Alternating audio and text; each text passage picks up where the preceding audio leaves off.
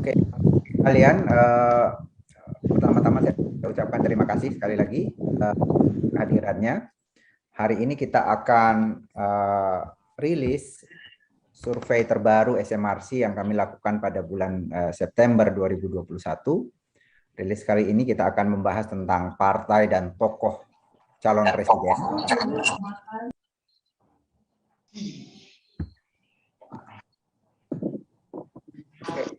Kalian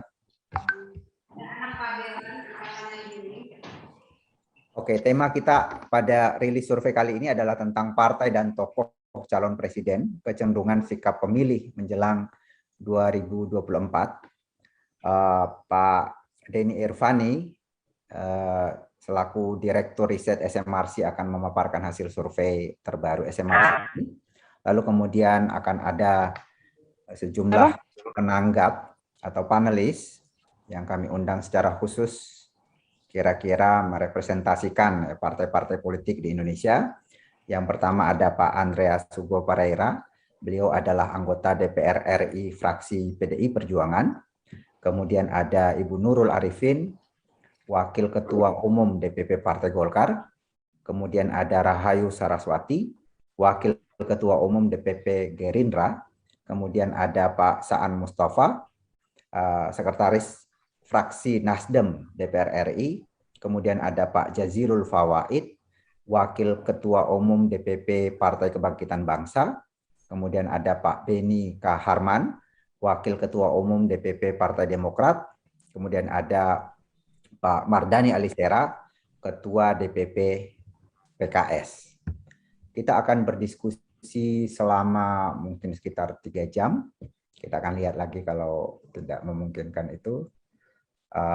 Dan saya akan memberikan kesempatan kepada semua penanggap tadi untuk memberi respon terhadap presentasi survei yang akan dibawakan oleh Mas Denny Irvani.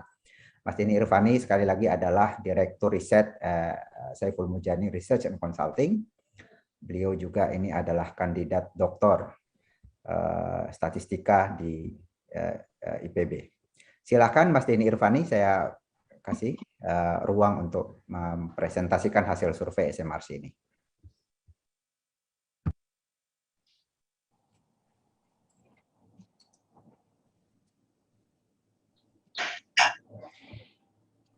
Masih mute, Mas.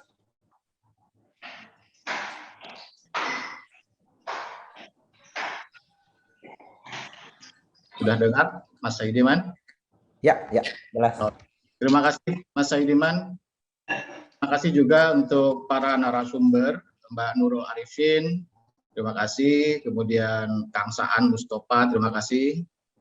Pak Jazirul Fawaid, kemudian nanti ada Pak Andreas Hugo Pareira dari PDIP, kemudian Mbak Rahayu Saraswati, Pak Beni Harman, dan Pak Mardani Alisera. Bapak Ibu, saudara-saudara sekalian yang saya hormati, Assalamualaikum warahmatullahi wabarakatuh. Siang hari ini kita akan diskusikan hasil survei SMRC tentang partai dan tokoh calon presiden, kecenderungan sikap pemilih menjelang 2024. Pasca pemilu 2019, SMRC telah melakukan beberapa kali survei secara nasional dan dilakukan secara tatap muka. Survei nasional yang terbaru dilakukan pada 15 sampai 21 September 2021 yang lalu. Dan saya akan mempresentasikan hasil survei ini mulai dari latar belakang. Baik, kita mulai. Pemilihan presiden mendatang masih 2,5 tahun lagi, namun sejauh ini sudah ada sejumlah nama tokoh yang disebut-sebut oleh pemilih sebagai calon presiden. Sementara itu, menurut Undang-Undang Dasar, sebagaimana kita tahu, hanya partai politik yang dapat mengajukan calon presiden. Maka partai politik yang menentukan siapa tokoh yang akan maju dalam Pilpres mendatang. Tapi sebagai agregasi kepentingan rakyat, partai politik seharusnya juga mendengar preferensi politik rakyat, terutama kalau tidak ingin ditinggalkan oleh rakyat. Nah, bagaimana kecenderungan preferensi pemilih terhadap calon-calon presiden, setidaknya jika pemilihan diadakan sekarang atau pada waktu survei. Dan kemudian bagaimana tren dukungan pemilih terhadap partai politik, faktor apa yang mempengaruhi pemilih, sejauh mana pengaruh partai politik terhadap preferensi pemilih pada calon presiden, dalam menentukan calon presiden mana yang lebih penting di mata pemilih, arah dukungan partai atau keputusan partai atau kualitas calon presiden. Kemudian juga bagaimana efek capres yang diusung oleh suatu partai terhadap elektabilitas partai bersangkutan. Nah, untuk menjawab pertanyaan-pertanyaan tersebut, SMRC melakukan survei nasional tentang kecenderungan perilaku politik pemilih dan secara khusus melakukan survei eksperimental tentang efek partai dan kualitas personal calon presiden terhadap pilihan atas calon presiden dan juga partai politik.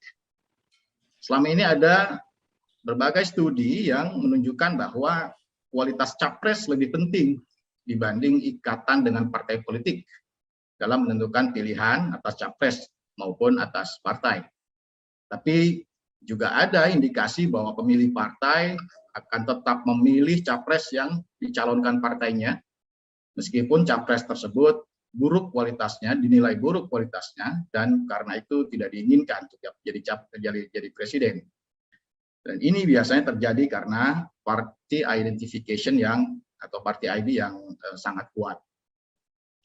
Nah, untuk memastikan proposisi mana yang lebih meyakinkan dalam konteks pemilih Indonesia, maka dibutuhkan sebuah desain survei eksperimental yang menunjukkan hubungan kausal antara partai dan kualitas capres dengan pilihan terhadap partai maupun presiden. Survei eksperimental yang dilakukan saat ini dalam survei ini adalah menguji secara lebih ketat hubungan-hubungan kausal itu. Survei nasional ini dilakukan pada 15 sampai 21 September 2021. Populasi survei adalah seluruh warga negara Indonesia yang punya hak pilih, 17 tahun ke atas atau sudah menikah ketika survei dilakukan. Dari populasi itu dipilih secara acak 1.220 responden. Respons rate atau responden yang dapat diwawancari dan dipilih secara valid secara acak sebesar 981 orang atau 80% respons rate-nya. Margin of error dalam survei ini diperkirakan plus minus 3,19% pada tingkat kepercayaan 95%. Asumsi simple random sampling. Responden diwawancarai lewat tatap muka oleh pewawancara yang telah dilatih, dan quality control dilakukan dengan mendatangi kembali 20% dari total sampel oleh supervisor, atau kita sebut dengan spot check, dan kita tidak menemukan kesalahan yang berarti dalam spot check. Ini adalah proses menarikan sampel, stratified multi-stage random sampling secara lebih lengkap namanya. Pertama, populasi distratifikasi, dikelompokkan menurut wilayah dapil. Di masing-masing wilayah dapil dipilih desa atau kelurahan dengan jumlah yang proporsional. Kemudian di desa kelurahan terpilih dipilih RT atau lingkungan sebanyak 5 RT, dan di masing-masing RT terpilih dipilih 2 keluarga, di masing-masing keluarga dipilih 1 anggota keluarga, laki-laki atau perempuan. Oke, kemudian sebelum kita melihat temuan-temuan yang lebih jauh, saya ingin tunjukkan profil demografis sampel dalam survei ini dibandingkan dengan profil populasi dari sisi demografi. Kita lihat bahwa sampel profilnya itu sangat proporsional dengan profil populasi dari sisi gender, desa kota, usia, agama, etnis, dan juga dari sisi wilayah atau provinsi. Jadi wilayah atau provinsi yang besar, sampelnya juga besar, yang kecil juga kecil. Karena itu kita bisa cukup yakin bahwa temuan-temuan yang lain juga bisa merepresentasikan populasi secara keseluruhan. Baik, kita masuk pada temuan yang lebih jauh, dan yaitu mengenai pilihan kepada partai politik. Kita lihat di sini bahwa jika pemilu diadakan pada waktu survei atau ketika survei dilakukan pada 15 sampai 21 September, PDIP mendapat dukungan 22,1%. Disusul oleh Golkar 11,3%, kemudian PKB 10%, Gerindra 9,9%, Demokrat 8,6%, PKS 6%, Nasdem 4,2%, dan partai-partai lain itu elektabilitasnya di bawah 4%, bahkan di bawah 3%. Dan masih ada 18,8% warga yang belum tahu partai mana yang mau dipilih. Bagaimana tren dari elektabilitas partai-partai ini? Pakai anu aja bisa. SMRC telah melakukan survei pasca pemilu secara tatap muka sejak Maret 2020. Kita lihat trennya. Pertama, untuk 3 partai pertama, yaitu PDIP, Gerindra, dan Golkar, trennya adalah sebagai berikut. Kita lihat, yang merah ini PDIP. Pada Maret 2020, PDIP mendapat 25,9% suara dukungan publik. Kemudian pada survei terakhir pada September 2021, PDIP mendapat 22,1%. Jadi cenderung menurun dari 25,9 menjadi 22,1. Gerindra juga demikian, kelihatan bahwa pada Maret 2020 Gerindra dapat 13,6% dukungan, sementara pada September 2021 9,9%. Sementara Golkar pada Maret 2020 8,4%, dan pada September 2021 11,3%, atau naik sedikit naik. Partai-partai lain kita lihat PKS, Demokrat, dan PKB. PKB yang warna hijau dari 7,8 pada Maret 2020 menjadi 10% pada September 2021. Pada periode yang sama, Demokrat itu dari 7% naik menjadi 8,6%, sedikit naik. PKS juga naik dari 4,4% menjadi 6%. Partai lainnya, Nasdem, juga naik dari 3% menjadi 4,2%. Kemudian yang hijau, P3, cenderung stagnan dari 2,4% menjadi 2,3%. Sementara PAN dari 2,3% menjadi 1% dalam 1 tahun terakhir. Itu cenderung melemah pada PAN. Dan yang belum tahu dalam 1 tahun terakhir itu 1,5 bahkan hampir 2 tahun ya, dari 21,9% menurun menjadi cenderung menurun menjadi 18,8%, walaupun masih cukup banyak. Jadi jika pemilu diadakan pada waktu survei, PDI mendapat dukungan terbesar 22,1%, disusul Golkar 11,3%, PKB 10%, Gerindra 9,9%, Demokrat 8,6%, PKS 6%, dan Nasdem 4,2%. Partai-partai lain di bawah 3% dan yang belum tahu 18,8%. Kalau dilihat kecenderungannya setelah pemilu 2019, PDIP cenderung melemah dari 25,9% menjadi 22,1% pada September 2021. Demikian juga pada Gerindra, pada Maret 13,6 turun menjadi 9,9%. Sebaliknya, kecenderungan kenaikan terlihat pada Golkar dari 8,4% menjadi 11,3% pada periode yang sama. Kenaikan juga terlihat pada PKB, Demokrat, PKS, Nasdem pada periode yang sama. Sementara dukungan-dukungan partai lain masih di bawah ambang batas 4%. Oke.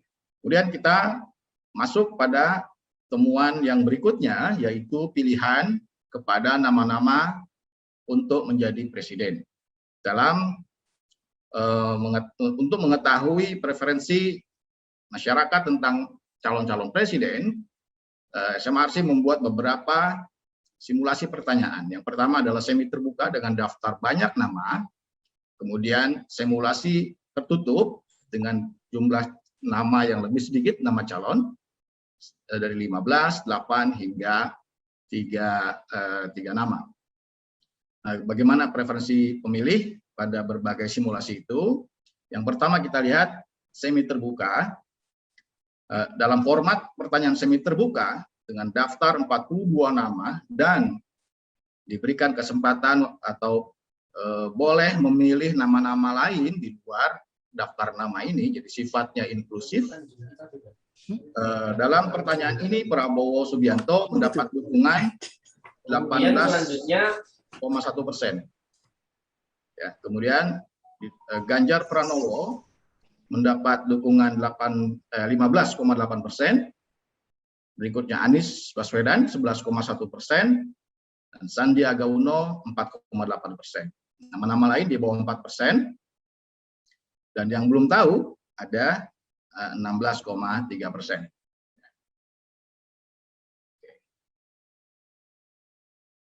Nah, trennya, bagaimana tren pilihan terhadap calon presiden dalam format semi terbuka? Kita lihat di sini dari Maret 2020 ya, ke September 2021.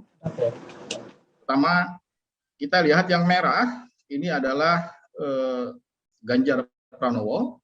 Dukungan pada Ganjar dalam simulasi semi terbuka meningkat dari 6,9% pada Maret 2020 menjadi 15,8%. Lalu Prabowo Subianto dari 19,5% menjadi 18,1%. Dan Anies Baswedan sedikit naik dari 10,1 menjadi 11,1%. Prabowo cenderung turun, Ganjar Pranowo naik, Anies juga sedikit naik. Nama-nama lain, ya, kita lihat highlight 6 nama, tadi 3 nama, sekarang 3 nama lagi yang teratas dalam semi terbuka, yaitu Sandiaga Uno cenderung melemah ya dari Maret 2020 ke September 2021 dari 7,3% menjadi 4,8%. Lalu Ridwan Kamil yang merah dan AHY yang biru tidak banyak perubahan di bawah 1%. Kemudian dalam simulasi pilihan tertutup terhadap 15 nama, Prabowo mendapat dukungan 20,7%, disusul Ganjar Pranowo 19%, Anies 14,3%, Sandiaga Uno 6,5%, Risma 4,6%, AHY 4,5%, Ridwan Kamil 4,4%. Nama-nama lain di bawah 3%, dan yang belum tahu ada 16,3%. Trennya seperti apa? Dalam format pertanyaan 15 nama ini, kita melakukannya sejak Oktober. Maret lalu belum, atau boleh memilih nama-nama lain. Oke. Kita lihat tren dari Oktober 2020 ke September 2021. Dukungan pada Ganjar dari Oktober 2020 ke September 2021 yang warna merah itu naik dari 11,7% menjadi 19%. Anies naik yang warna hijau, Anies dari 10% menjadi 14,3%. Sementara Prabowo sedikit melemah dari 22,2% menjadi 20,7%. Oke. Nama lain pada Sandiaga Uno, Agus Harimurti Yudhoyono dan Ridwan Kamil, pada AHY dan Sandi tidak banyak berubah dalam simulasi 15 nama, sementara pada Ridwan Kamil cenderung melemah dari 7,8% menjadi 4,4%. Oke, Selanjutnya, simulasi berikutnya adalah pilihan tertutup terhadap 8 nama. Dalam simulasi ini, pada September 2021 yang lalu, yang baru, survei terbaru, Prabowo Subianto mendapat dukungan 22,5% yang warna hijau. Hijau ini September 2021. Disusul Ganjar 20,5%, lalu Anies 16,1%, Sandi 7,3%, Risma 6,6%, AHY 5,4%, Ridwan Kamil 5,2%, dan Puan Maharani 1,5% yang belum tahu 14,9%. Nah, kalau dibandingkan dengan Mei 2021, jadi pertanyaan dengan format 8 nama ini kami lakukan mulai Mei 2021. Itu bisa kita bandingkan konsisten dengan sebelumnya, di mana Ganjar naik dari 16,3 ke 20,5%, sementara Prabowo melemah dari 26% menjadi 22,5%. Ya, nama-nama lain perubahannya itu di bawah 1%. Jadi 2 nama ini yang lebih lebih fluktuatif. Oke, selanjutnya, bagaimana jika calonnya hanya 3? Bagaimana preferensi pemilih jika calonnya hanya Prabowo Subianto melawan Ganjar Pranowo dan melawan Anies Baswedan? Kita lihat survei yang terbaru, yang warna hijau, Prabowo Subianto dalam simulasi tertutup 3 nama mendapat dukungan 30,8%. Tidak jauh berbeda dengan Ganjar Pranowo 29,3%, kemudian Anies 25%, yang belum tahu 14,8%. Dan trennya Ganjar juga menguat dari 25,5 menjadi 29,3, Prabowo sedikit melemah dari 34,1 menjadi 30,8, Anies sedikit naik dari 23,5 menjadi 25%. Oke. Nah, ini sudah saya jelaskan persis dengan apa yang saya jelaskan tadi. Dibanding sebelumnya, Ganjar mengalami kenaikan dan Prabowo mengalami penurunan. Nah, sekarang kita lihat, kita bandingkan kondisi menjelang 2024 saat ini, ya, pada September ini, artinya 2,5 tahun ya menjelang 2024, dengan 2,5 tahun menjelang 2014. Kenapa kita bandingkan 2014 dan 2024? Karena kondisinya itu sama-sama tidak ada petahana. Kalau 2019 ada petahana, yaitu Pak Jokowi. 2014 dulu tidak ada petahana yang maju. Begitupun sekarang kondisinya, sesuai konstitusi, maka petahana tidak bisa maju lagi. Kita lihat yang sebelah kiri dulu. Pada 2014, yang menjelang 2014, 2,5 tahun menjelang 2014, yaitu survei pada Desember 2011, 2,5 tahun menjelang Pilpres 2014, 2 nama teratas adalah Megawati dan Prabowo. Megawati pada saat itu mendapat dukungan paling besar, tapi hanya 19,8%. Kemudian Prabowo 12,1%.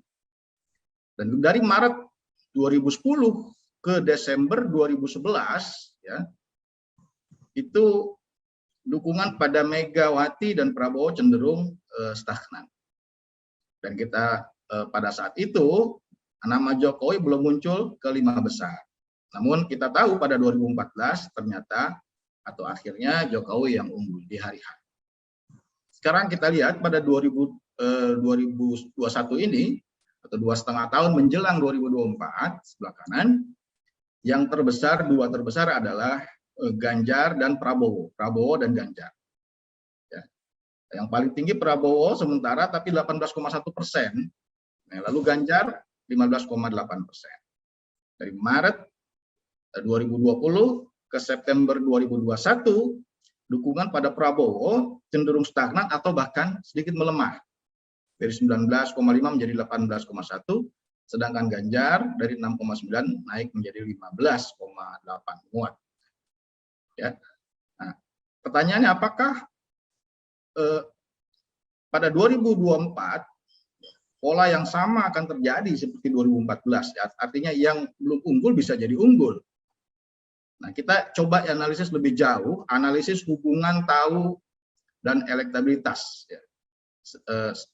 Dan ini kita menilai sebagian bisa menjawab pertanyaan. Hubungan tahu, awareness, suka, likability, dan elektabilitas pada calon presiden.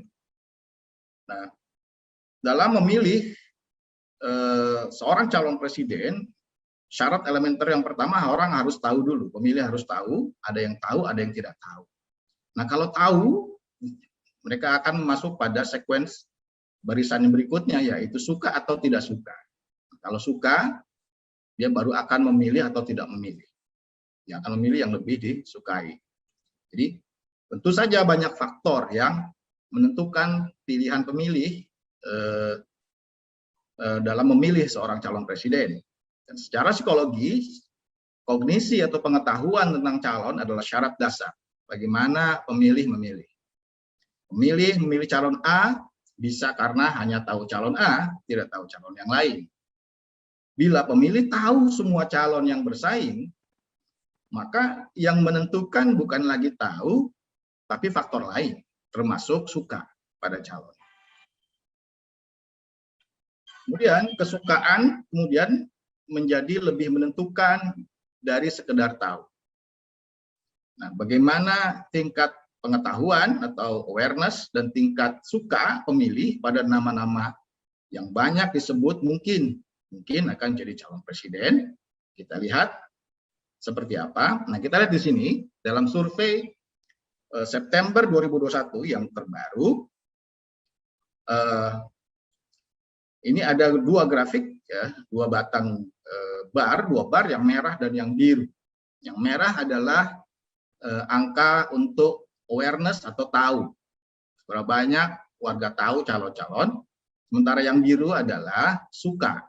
Dari yang tahu berapa banyak yang suka, berapa proporsi yang suka. Nah, diurutkan dari yang paling disukai sampai yang paling sementara kurang disukai. Karena itu yang lebih punya nilai elektoral. Ganjar misalnya, pada September 2021 ini, yang tahu Ganjar 67%, belum terlalu tinggi. Dari yang tahu, yang suka ada 85%. Dari yang tahu ini, yang suka 85%. Kemudian Sandiaga Uno yang tahu 81%, dari yang tahu ini 84%-nya suka pada Sandiaga Uno. Lalu ada Khofifah Indar Parawansa yang punya likability di atas 80%, ada Ridwan Kamil 82% likability-nya, Tri Risma hari ini 82%, Anies Baswedan di bawah 80% yaitu 76% yang suka dari yang tahu. Yang tahunya lebih besar daripada Ganjar, bahkan daripada Sandiaga Uno. Yang tahu Anies 85%, tapi yang suka 76%. Dari yang tahu. Prabowo udah hampir semua orang pemilih itu tahu nama Prabowo, 98%. Dan dari yang tahu 73% suka. Oke. Nah, trennya bagaimana? Tren tahu atau tren awareness pada tokoh-tokoh kita lihat dari Oktober 2020 ya, ke September 2021 yang mengalami kenaikan awareness atau tingkat tahu publik terhadap tokoh itu kelihatannya hanya Ganjar dari 6 nama ini. Ganjar naik dari 54% pada Oktober 2020 lalu menjadi 66% pada September 2021. Nama-nama lain tidak banyak berubah. Perubahannya itu masih dalam margin of error, kira-kira lebih begitu. Nah, ini baru tahu. Kemudian tren sukanya bagaimana? Tren sukanya seperti ini. Yang kita lihat 3 nama dulu, Ganjar, Sandi, dan Ridwan Kamil. Ketiga nama ini tidak banyak berubah tingkat kesukaannya. Tingkat publik tetap di sekitar 80-an% dari Oktober 2020 ke September 2021. Bagaimana dengan nama lain? Anies, Prabowo, dan Agus Harimurti Yudhoyono. Nah, Anies Prabowo juga sama, tidak terlalu banyak berubah, tetap di sekitar 70-an%. Sementara AHY cenderung agak menurun tingkat kedisukaannya dari 76 ke 63%. Oke. Jadi Prabowo tadi kita sudah lihat sama-sama, Prabowo Subianto dikenal oleh hampir semua pemilih. Ada 98% yang tahu, tapi kurang diikuti oleh sikap suka pemilih yang suka 73%. Setelah Prabowo, Anies juga sudah dikenal luas oleh pemilih, 85% yang tahu, tapi yang suka Anies juga tidak terlalu tinggi, di bawah 80%, yaitu tepatnya 76%. Seperti Anies, Sandi juga sudah dikenal luas, 81%, tapi cenderung lebih disukai pemilih dibanding dua nama tadi, 84%. Jumlah nama, tingkat kedikenalannya masih rendah, tapi kedusukannya relatif tinggi, yaitu di atas 80%, yaitu Ganjar, yang tahu 67%, yang suka 85%. Khofifah, yang tahu 52%, yang suka 82%. Ridwan Kamil, tahu 66%, suka 82%. Risma, tahu 56%, suka 82%. Apa implikasi atau dampaknya? Implikasi dari semua ini. Karena untuk dipilih, ya seseorang itu untuk dipilih seorang yang dikenal itu harus disukai dulu. Maka untuk sementara yang paling kompetitif kalau kita lihat dari likability-nya adalah Ridwan Kamil, Sandiaga Uno, Ganjar Pranowo, Tri Risma Harini, dan Khofifah. Kenaikan kedikenalan mereka potensial menaikkan elektabilitas mereka masing-masing karena mereka itu punya tingkat resistensi yang lebih kecil, yang tidak sukanya tidak terlalu banyak dibanding nama-nama lain. Dan nama-nama itu kalau disosialisasikan secara intensif, kemungkinan akan mendapat elektabilitas lebih baik daripada nama-nama lain. Dalam setahun terakhir, awareness pada Ganjar naik signifikan dari 54 menjadi 67%. Dan karena itu kita lihat juga tadi, elektabilitasnya pun dalam semi terbuka naik cukup pesat dari 8,2% maksud saya menjadi 15,8%. Mereka yang potensial tersebut kita lihat juga bukanlah ketua atau elit partai, elit inti partai. Nah, ini artinya tantangan ya bagi elit partai bahwa pemilih sejauh ini lebih menyukai tokoh-tokoh di luar elit inti partai. Nah, implikasinya kita analisis lebih jauh bagaimana efek dari awareness itu, efek dari awareness terhadap elektabilitas. 6 calon yang sama-sama diketahui oleh pemilih. Kenapa 6 calon? Karena 6 calon itu yang paling tinggi elektabilitas dalam semi terbuka. Pada hari H nanti pemilih akan tahu calon-calon yang maju karena jumlah calon tentu sedikit ya, dan biasanya sama-sama mampu melakukan sosialisasi secara masif. Tidak akan ada perbedaan tingkat tahu calon bagi seorang pemilih pada hari H nanti. Bila dalam situasi tahu semua calon, siapa di antara 6 calon papan atas yang paling kompetitif? Oke, kita analisis lebih jauh dukungan kepada capres pada pemilih yang tahu ke-6 calon. Tahu Prabowo, tahu Ganjar, dan tahu Ridwan Kamil, dan Anies, dan Sandi, dan AHY. Ya, tentu sampelnya menjadi lebih sedikit dibanding total sampel yang 981. Yaitu 456 responden. Pada kelompok ini yang tahu semua 6 nama calon itu, dalam simulasi semi terbuka sebelah kiri, Ganjar mendapat dukungan 24,3%, lalu Anies 14,4%, Prabowo 11,4%, Sandiaga Uno 6,1%, Ridwan Kamil 4,2%, dan AHY 3,2%. Jika jumlah calon dikurangi menjadi 15 nama, nah yang tengah-tengah ini yang 15 nama, simulasi 15 nama, dukungan pada Ganjar 28,2%. Yang mendapat Anies mendapat 16,5%, Prabowo 12,4%, Sandi 6,5%, Ridwan Kamil 5%, dan AHY 4%. Dan kalau dikurangi lagi calonnya menjadi 8 nama, konsisten hasilnya, Ganjar 28,7%, Anies 20,4%, Prabowo 13,6%, Sandi 6,1%, Ridwan Kamil 6,3%, AHY 4,7%. Jadi Ganjar sementara konsisten unggul dari calon-calon lain di berbagai simulasi pada analisis ini. Oke.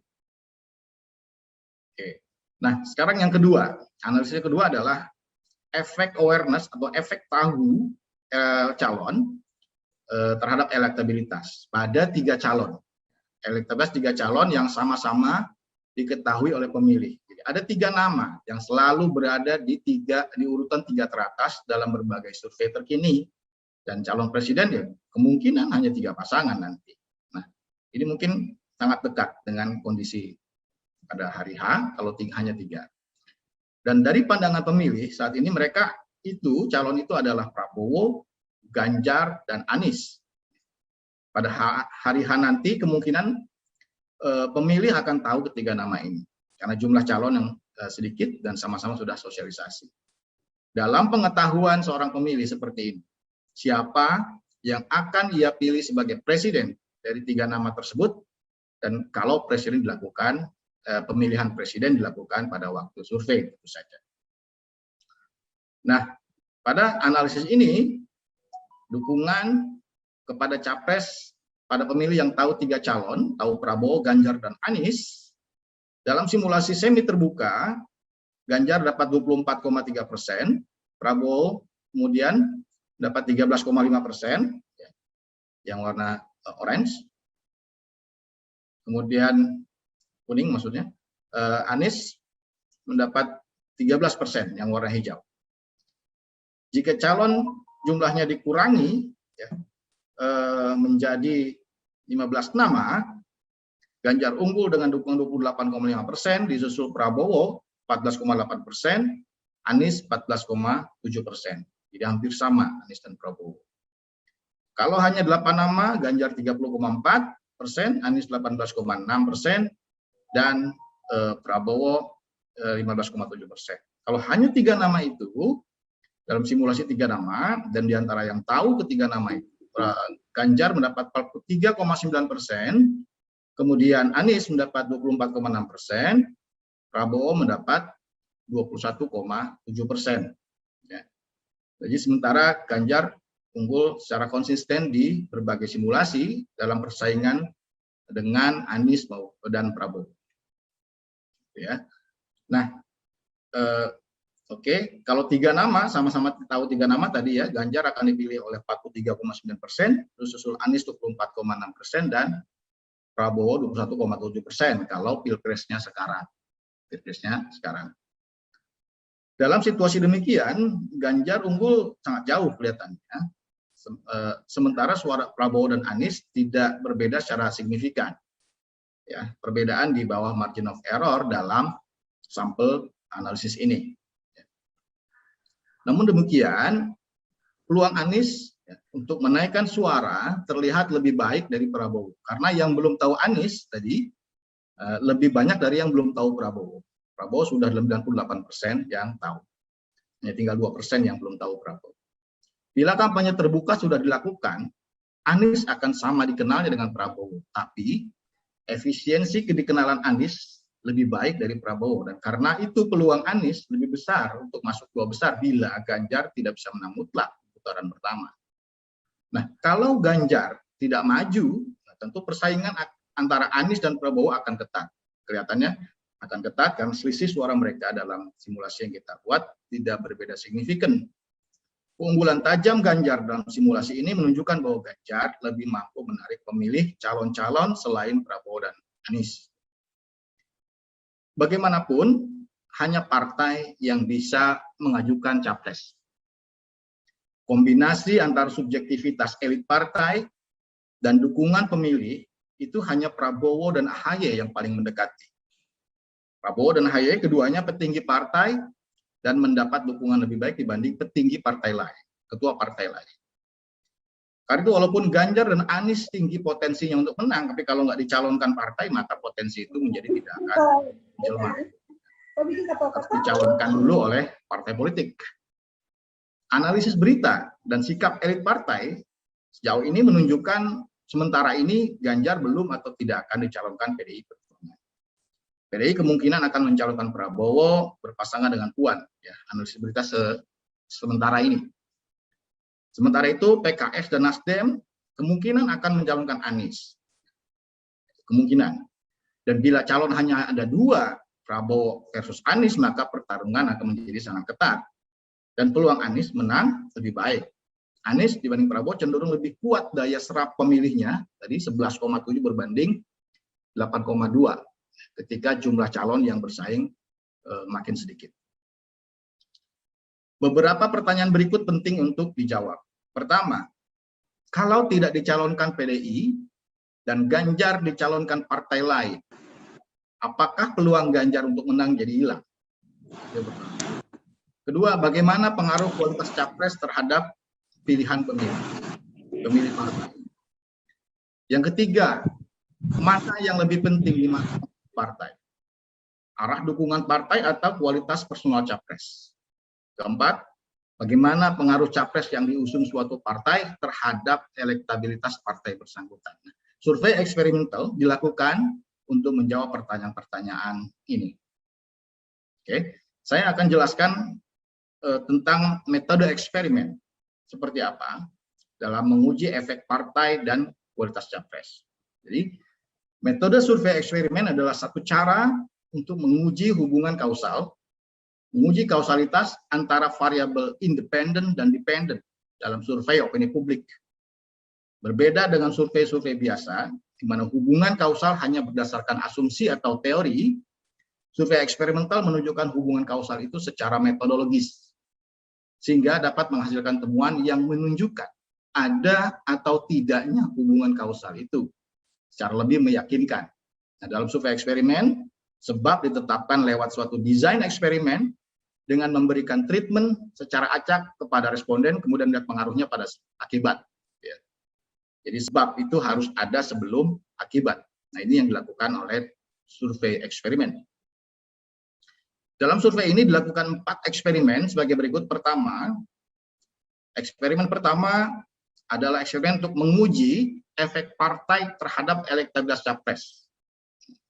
Ada 3 kelompok acak yang dibuat untuk eksperimen ini.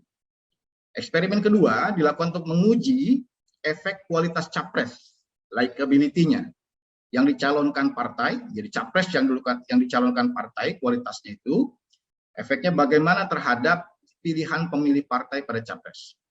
Ini juga dibuat 3 random groups. Eksperimen ketiga adalah eksperimen untuk menguji efek kualitas capres, yaitu secara spesifik pada dimensi empati, perhatian pada rakyat, dan integritas, yaitu bersih dari korupsi. Ya, kualitas capres itu yang dicalonkan oleh partai terhadap pilihan pemilih partai pada capres. Kemudian eksperimen keempat adalah untuk menguji efek capres yang diusung partai terhadap elektabilitas partainya. Oke. Kita lihat eksperimen 1, desainnya secara lebih lengkap adalah seperti ini. Dalam eksperimen 1, sampel, yaitu 981 responden, dibagi secara acak ke dalam 3 kelompok. 3 kelompok itu kita sebut, 1 kelompok disebut kelompok kontrol, dan 2 kelompok treatment. Sehingga jumlah sampel setiap kelompok rata-rata 327 responden, dan margin of error setiap kelompoknya sekitar plus minus 5%, 5,5%. Masing-masing kelompok diberikan pertanyaan yang berbeda, pertanyaan kontrol dan pertanyaan treatment yang berbeda. Dalam eksperimen ini, pilihan responden dibatasi pada Ganjar versus Prabowo. Kenapa? Karena dalam 2 tahun terakhir, 2 nama ini secara konsisten berada di urutan teratas, pertama dan kedua. Dalam eksperimen ini, PDI menjadi treatment 1. Kenapa? Karena muncul opini di elit partai bahwa Prabowo akan didukung oleh PDIP. Maksudnya. Apakah dukungan PDIP ini membuat Prabowo unggul terhadap Ganjar yang adalah kader PDIP? Di samping itu, dalam eksperimen 1, dalam eksperimen ini, Puan diperlakukan sebagai treatment 2. Kenapa? Karena muncul opini di elit partai bahwa Prabowo akan berpasangan dengan Puan dari PDIP dalam Pilpres 2024 nanti. Pertanyaannya, apakah Puan dari PDIP akan membuat Prabowo unggul secara signifikan atas Ganjar kalau Puan menjadi cawapresnya? Jadi ini pertanyaan yang kami ajukan pada masing-masing kontrol. Wordingnya persisnya seperti ini. Kelompok kontrol ditanyakan pertanyaannya, jika pemilihan presiden dilakukan sekarang dan calonnya adalah Ganjar Pranowo melawan Prabowo Subianto, apakah Ibu Bapak akan memilih Ganjar Pranowo? Ya, tidak. Treatment 2, jika pemilihan presiden dilakukan sekarang, PDI Perjuangan tidak mencalonkan Ganjar Pranowo, tetapi Ganjar dicalonkan partai lain. Dan PDIP mencalonkan Prabowo Subianto. Apakah Ibu Bapak akan memilih Ganjar Pranowo jika Ganjar Pranowo melawan Prabowo Subianto? Treatment yang kedua, jika pemilihan presiden diadakan sekarang dan Ganjar Pranowo melawan Prabowo Subianto yang berpasangan dengan Puan Maharani dari PDI Perjuangan sebagai wakilnya, apakah Ibu Bapak akan memilih Ganjar Pranowo? Responnya itu akan kita bandingkan, respon treatment ini, respon kelompok treatment, kita bandingkan dengan respon kelompok kontrol. Seperti apa? Apakah ada perbedaan yang signifikan atau tidak? Nah, eksperimen 2, saya jelaskan lebih lanjut, adalah partai versus kesukaan pada capres. Dalam eksperimen ini, pemilih partai dihadapkan pada pilihan presiden. Apakah memilih calon yang dicalonkan partainya? Nah, ini sangat menarik. Treatment 1, bila partai yang dipilih tidak mencalonkan capres yang disukai pemilih partai tersebut, apakah pemilih itu akan tetap memilih calon presiden pilihan partai tersebut? Nah, itu. Kemudian treatment yang kedua, bila ada calon presiden yang tak dicalonkan partai yang dipilihnya, tapi dicalonkan oleh partai lain, apakah akan memilih calon presiden dari partai lain tersebut? Oke, ini secara lengkapnya. Nanti kita bisa lihat lagi di temuannya, persis wordingnya. Saya akan bacakan. Kemudian eksperimen 3, partai versus kualitas calon presiden. Apakah partai lebih berpengaruh dari kualitas calon presiden dalam pilihan atas calon presiden? Apakah pemilih akan memilih calon presiden yang dicalonkan partai yang dipilihnya? Dalam rangkaian survei ini, kualitas personal yang paling penting harus dimiliki oleh seseorang untuk menjadi pejabat publik adalah bersih dari korupsi dan perhatian pada rakyat. Seberapa penting dua kualitas ini dibandingkan dukungan pada partai politik yang mencalonkan seseorang untuk menjadi presiden. Selama ini dua sifat ini yang kita temukan dalam berbagai survei adalah sifat yang paling penting dimiliki oleh seorang pejabat publik. Maka itu yang kita uji. Treatment 1, apakah seorang pemilih akan memilih capres yang tidak bersih dari korupsi namun dicalonkan partai yang dipilihnya? Treatment yang kedua, apakah seorang pemilih akan memilih calon presiden yang tidak perhatian rakyat tapi dicalonkan oleh partai yang dipilihnya? Ini pertanyaan yang secara lebih lengkap. Kontrolnya adalah jika partai politik yang Ibu Bapak pilih mencalonkan seseorang jadi presiden, apakah Ibu Bapak akan memilih calon presiden tersebut? Ya, tidak. Yang treatment 1, treatment 2, seperti yang saya jelaskan sebelumnya. Lalu eksperimen 4, partai versus calon presiden untuk elektabilitas partai. Ini untuk menguji bagaimana pengaruh capres, ya, kualitas capres terhadap elektabilitas partai. Kalau tadi terhadap elektabilitas calon presiden. Seberapa penting capres bagi elektabilitas partai politik? Bila pemilihan anggota DPR dilakukan sekarang, apakah akan milih partai tertentu? Ini kontrolnya. Lalu treatment satunya, calon presiden yang tidak diinginkan. Apa itu? Bila partai yang ingin pemilih pilih tidak mencalonkan orang yang diinginkan menjadi calon presiden, apakah pemilih tersebut akan memilih partai atau anggota DPR dari partai tersebut? Di kelompok treatment 2 ditanyakan calon presiden yang diinginkan. Bila partai yang ingin pemilih pilih mencalonkan orang yang pemilih inginkan menjadi presiden, apakah pemilih itu akan memilih partai atau calon anggota DPR dari partai tersebut? Ini lengkapnya wordingnya seperti ini. Nah, kita akan lihat juga nanti di temuan persisnya. Oke, temuan eksperimennya bagaimana? Yang pertama kita lihat temuan eksperimen 1. Temuan eksperimen 1 dari 4 ya. Apa itu? Efek pencalonan Prabowo dan Prabowo Puan oleh PDIP terhadap elektabilitas Ganjar. Oke, ini hasil untuk kelompok kontrol. Jika Ganjar versus Prabowo akan milih Ganjar atau tidak. Jika pemilihan presiden diadakan sekarang dan calonnya adalah Ganjar Pranowo melawan Prabowo Subianto, apakah Ibu Bapak akan memilih Ganjar Pranowo? Yang mengatakan ya, ada 50% yang akan memilih Ganjar Pranowo. Sementara 41% menyatakan tidak akan memilih Ganjar Pranowo. Sedangkan yang tidak tahu, tidak jawab pada 9%. Kelihatan dalam pertanyaan kontrol ini, Ganjar ada indikasi Ganjar itu unggul atas Prabowo. 50 banding 41. Lalu di kelompok treatment yang pertama, ya, jika pemilihan presiden diadakan sekarang dan PDIP tidak mencalonkan Ganjar Pranowo, tapi Ganjar dicalonkan oleh partai lain dan PDIP mencalonkan Prabowo Subianto, ada 43% yang akan memilih Ganjar Pranowo. Sementara 40% tidak akan memilih Ganjar Pranowo. Dan 17% tidak tahu, tidak jawab. Dalam kelompok treatment ini, perbedaannya tidak terlalu besar antara ya dan tidak. Tapi kelompok yang mengatakan ya itu juga masih sedikit lebih besar dibanding yang mengatakan tidak. Ya. Kemudian di eksperimen pertama, treatment kedua, jika pemilihan presiden diadakan sekarang dan Ganjar Pranowo melawan Prabowo Subianto yang berpasangan dengan Puan Maharani dari PDI Perjuangan sebagai calon wakilnya, ada 44% yang akan memilih Ganjar Pranowo. Sementara 40% tidak akan memilih Ganjar Pranowo. Dan 17% mengatakan tidak tahu atau tidak jawab. Oke, kita analisis hasilnya seperti apa.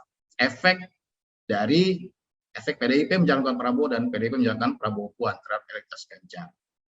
Pertama, tadi kita lihat bahwa ada kecenderungan Ganjar di atas Prabowo bila calon hanya mereka, terutama di kelompok kontrol tadi ya. Yang kedua, hasil pengujian statistik menunjukkan bahwa pencalonan Prabowo oleh PDIP maupun pencalonan Prabowo Puan oleh PDIP tidak berpengaruh signifikan terhadap elektabilitas Ganjar Pranowo. Ganjar tetap tadi sedikit lebih banyak dipilih, termasuk kalau PDIP tidak mencalonkannya. Elektabilitas Ganjar versus Prabowo ketika ada informasi bahwa PDI mencalonkan Prabowo sedangkan Ganjar dicalonkan partai lain tidak berbeda signifikan dengan elektabilitas Ganjar tanpa informasi siapa yang dicalonkan partainya. Apa itu tidak signifikan? Dia memotong garis horizontal, garis vertikal yang ini. Ya. Kalau dia garis merah ini, kalau dia masih memotong garis vertikal, dash line vertikal, itu artinya dia tidak signifikan, tidak meyakinkan hasilnya. Jadi artinya tidak ada pengaruhnya secara signifikan. Kalau PDI mencalonkan Prabowo Puan tidak ada hubungan, tidak ada pengaruh yang signifikan karena masih memotong. Juga PDI mencalonkan Prabowo itu masih memotong garis vertikal. Ya. Oke. Kedua, eksperimen yang kedua, efek kualitas capres yang dicalonkan partai terhadap pilihan pemilih partai pada calon presiden. Ya. Ini pertanyaan kontrolnya adalah jika partai politik yang ibu bapak pilih mencalonkan seorang menjadi presiden, apakah ibu bapak akan memilih capres tersebut? Ya. Nah, jika partai politik yang dipilih mencalonkan seseorang menjadi presiden, ada 57% ya, yang akan memilih calon tersebut. Sementara 29% mengatakan tidak akan memilih calon tersebut. Jadi lebih banyak, jauh lebih banyak dibanding yang mengatakan tidak. Yang tidak tahu ada 15%. Bagaimana hasil di kelompok treatment? Kelompok treatment, jika partai yang treatment yang pertama, pada eksperimen yang kedua ini, jika partai politik yang dipilih mencalonkan orang yang tidak disukai dibanding calon yang lain untuk jadi presiden, ada 35% yang tetap memilih calon presiden yang tidak disukai tersebut. Jadi karena partainya memang mendukung capres itu walaupun capresnya tidak disukai, ada 35%. Tapi lebih banyak yang mengatakan tidak, yaitu 53%. Yang tidak tahu atau tidak menjawab 12%. Nah, kelompok treatment 2, jika ada calon presiden yang lebih disukai dibanding calon presiden lain, tapi partai politik yang dipilih atau ibu bapak pilih tidak mencalonkannya. Jadi ada calon yang lebih disukai tapi tidak dicalonkan oleh partainya. Ya.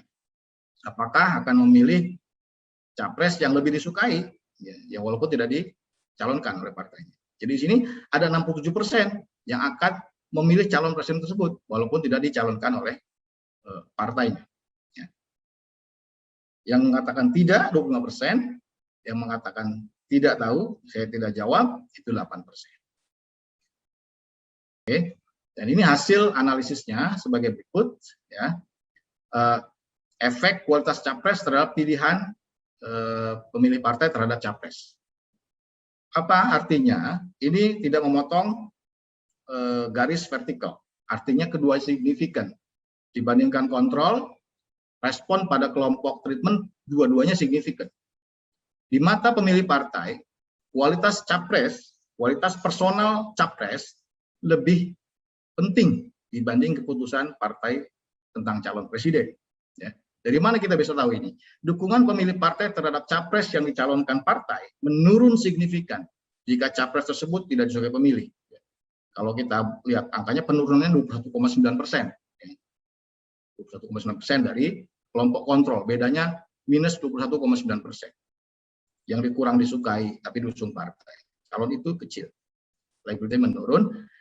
Dan calon yang lebih disukai tapi tidak diusung partai itu lebih dipilih dibanding yang kelompok kontrol. Ya, pemilih partai lebih memilih capres yang lebih disukainya meskipun capres tersebut tidak diusung oleh partainya. Dia positif di atas garis vertikal yang merupakan nol. Ya.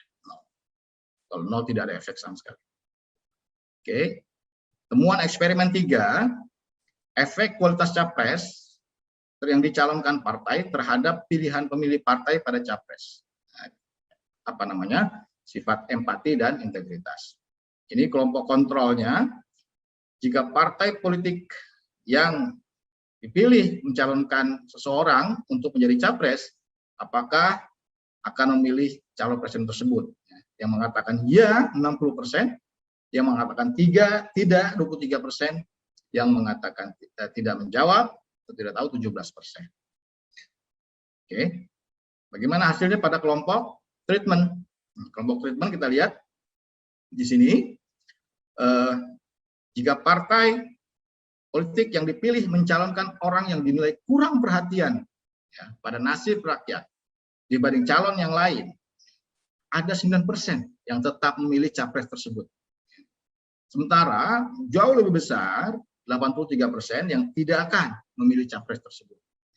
Walaupun dicalonkan oleh partainya, kalau dinilai kurang perhatian pada rakyat dibanding calon yang lain, calon itu tidak akan dipilih, 83%. Yang tidak menjawab 8%. Di kelompok treatment yang kedua, jika partai politik yang dipilih mencalonkan orang yang dinilai kurang bersih dari korupsi dibanding calon lain, hanya ada 9% yang akan tetap memilih capres tersebut, capres pilihan atau putusan partai. Sementara 80% tidak akan memilih capres yang seperti itu, punya kurang bersih dari korupsi dibanding calon lain. Yang tidak tahu, tidak jawab, ada 10%.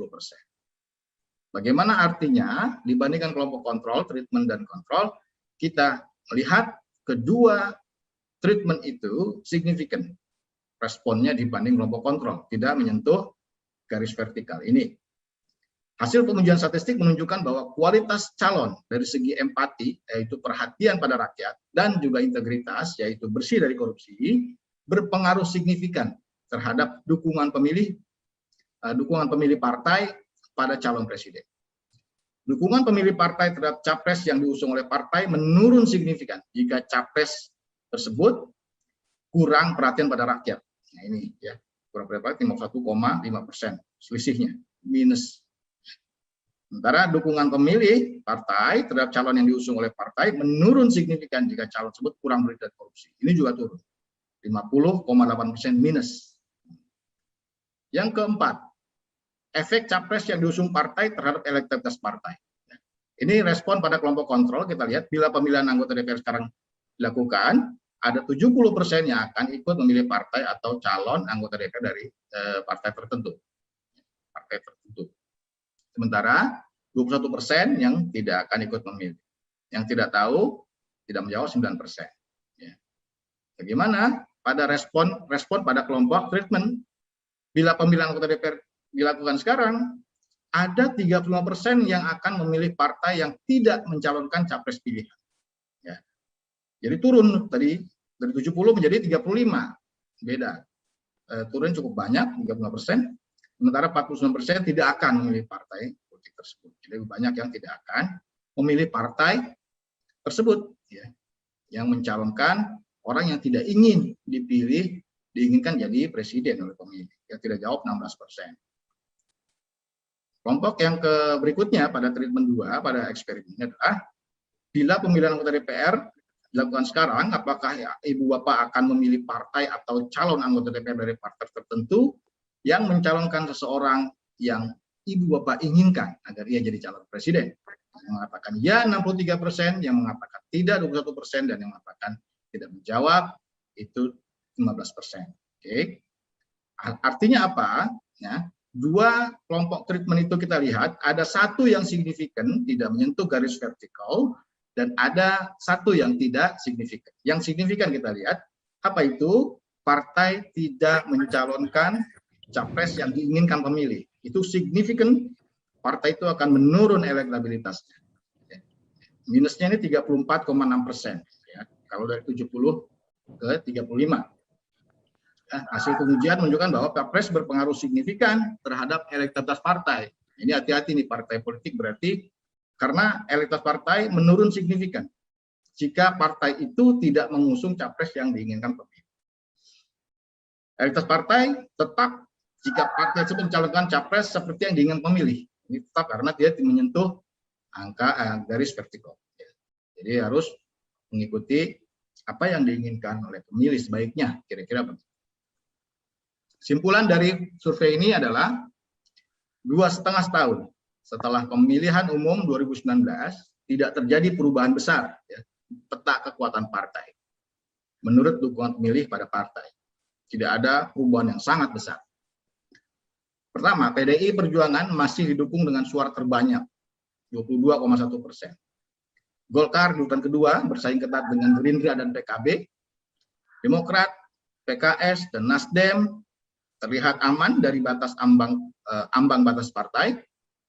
Kemudian PAN dan P3 menunjukkan gejala yang menurun. Tapi kalau lihat kecenderungannya setelah pemilu 2019 atau mulai Maret 2020 ke September 2021, PDIP dan Gerindra mengalami penurunan dukungan. Demikian juga PAN. PDIP menurun dari 25,9% pada Maret 2020 menjadi 22,1% pada Maret 2021. Gerindra mengalami kemunduran juga pada periode yang sama, dari 13,6% menjadi 9,9%. Demikian juga PAN, turun dari 2,3% menjadi 1,4%. Sementara Golkar, PKB, Demokrat, PKS, dan Nasdem mengalami kenaikan pada periode yang sama, Maret 2020 ke September 2021. Golkar cenderung naik dari 8,4% menjadi 11,3%. PKB naik dari 7,8% menjadi 10%. Demokrat naik dari 7% menjadi 8,6%. PKS naik dari 4,4% menjadi 6%. Nasdem naik dari 3% menjadi 4,2%, dan P3 cenderung stabil di bawah, masih di bawah 4%.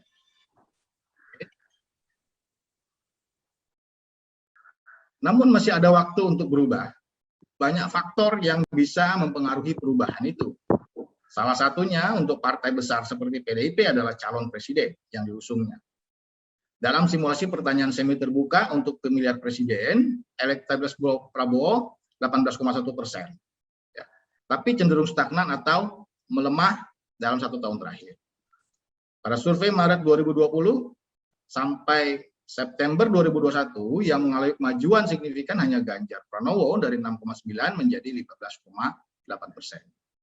Dan juga banyak faktor mengapa orang memilih seseorang menjadi presiden.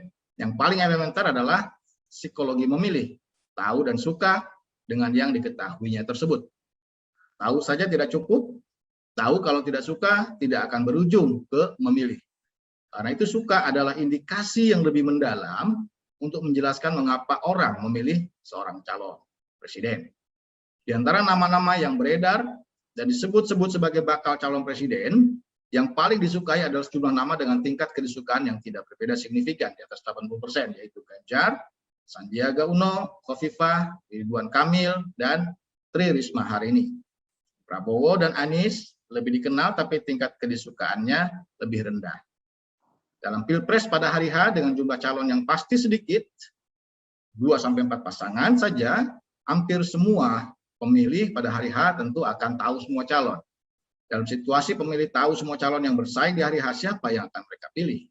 Dalam simulasi 3 calon urutan teratas, Anies, Ganjar, dan Prabowo, yang ketiga-tiganya sama-sama diketahui oleh pemilih, Ganjar dipilih 43,9%, Anies 24,6%, dan Prabowo 21,7%. Bila tidak banyak perubahan signifikan, dan ketiga nama itu menjadi capres, maka Ganjar dan Anies kemungkinan akan masuk ke putaran kedua. Prabowo kemungkinan tersingkir kalau tidak ada perubahan banyak dibanding sekarang. Bila Ganjar tidak dicalonkan, maka persaingan ketat akan terjadi antara Prabowo dan Anies. Perbedaan elektabilitas mereka tidak signifikan, tapi kemungkinan Anies dapat mengungguli Prabowo dilihat dari efisiensi awareness pada Anies dibanding pada Prabowo. Kemudian hasil eksperimen menunjukkan bahwa bila Ganjar tidak dicalonkan partai lain, tapi dukungan tanpa dukungan PDIP, bila Ganjar dicalonkan partai lain tanpa dukungan PDIP, dengan PDIP mendukung Prabowo, maka elektabilitas Ganjar tidak berbeda signifikan dengan yang diraihnya sekarang. Jika dalam Pilpres, ia dicalonkan partai lain dan bersaing melawan Prabowo yang didukung PDIP. Ganjar cenderung akan tetap unggul tanpa PDIP. Secara umum, pemilih partai yang lebih mempertimbangkan kualitas personal capres dibanding keputusan yang dibuat partai. Dukungan pemilih partai terhadap capres yang diusung oleh partai akan menurun signifikan jika capres tersebut tidak disukainya. Pemilih partai juga akan lebih memilih capres yang lebih disukainya meskipun capres tersebut tidak diusung oleh partai. Mengapa pemilih lebih mempertimbangkan kualitas personal capres dibanding keputusan yang dibuat partai? Pentingnya partai dibanding kualitas capres mengandaikan ikatan pemilih dan partai kuat secara psikologis, yang disebut dengan party identification. Di Indonesia, prasyarat ini tidak dipenuhi. Party ID itu sangat lemah.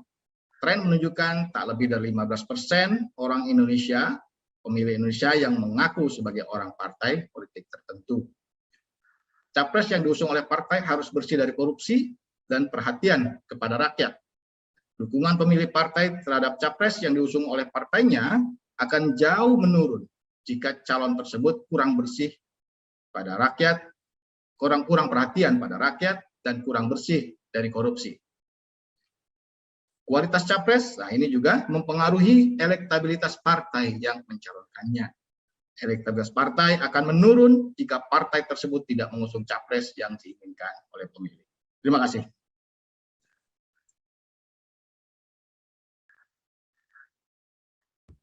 Terima kasih banyak Mas Denny, sangat komprehensif, banyak sekali yang dibahas tadi. Saya akan langsung saja persilahkan ke Bapak dan Ibu penanggap. Yang pertama, saya persilahkan ke Pak Beni Kaharman, Wakil Ketua Umum DPP Demokrat. Silakan, Pak. Halo.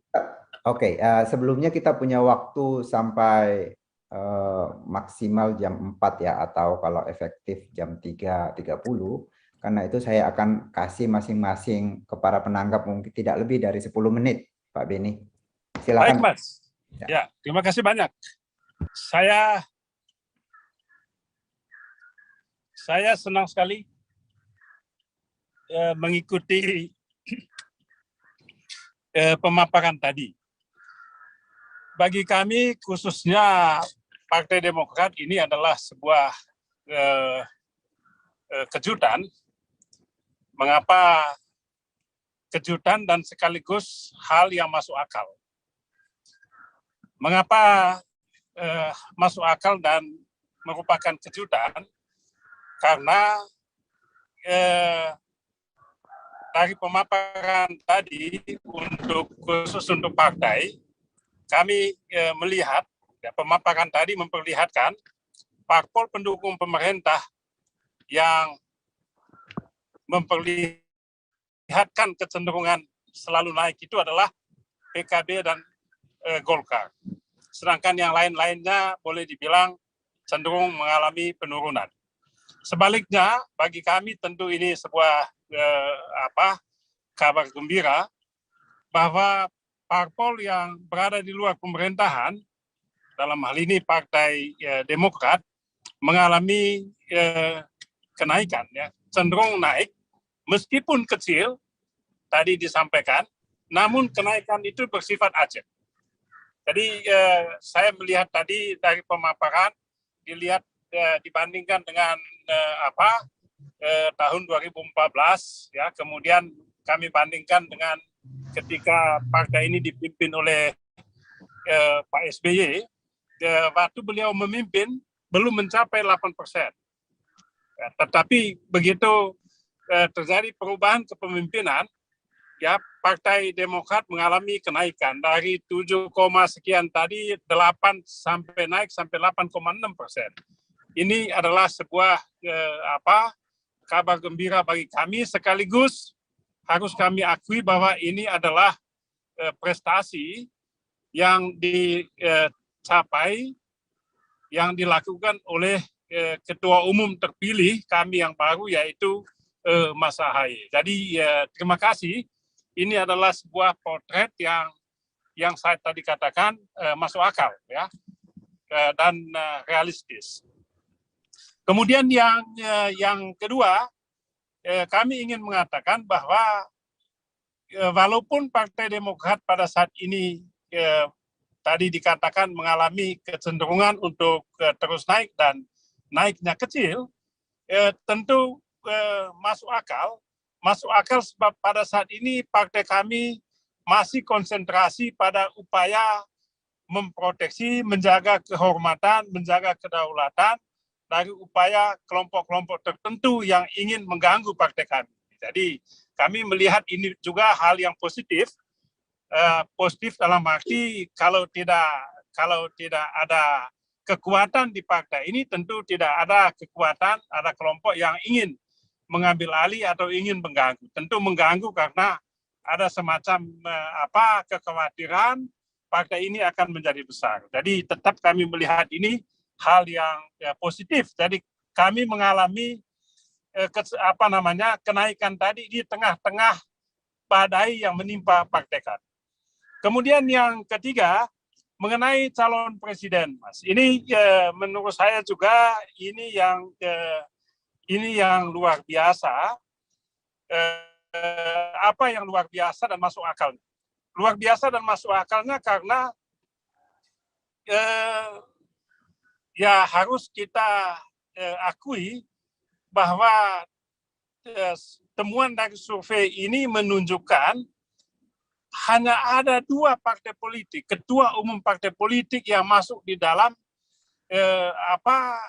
list dari kelompok yang punya potensi untuk menjadi pemimpin bangsa ini ke depan, yaitu Ketua Umum Gerindra dan Ketua Umum Ahaye, Ketua Umum Partai Demokrat dalam hal ini Mas Ahaye. Jadi dari segi ini tentu sekali lagi kami mengatakan ini hal yang masuk akal, sekaligus juga ini merupakan kabar gembira bagi kami.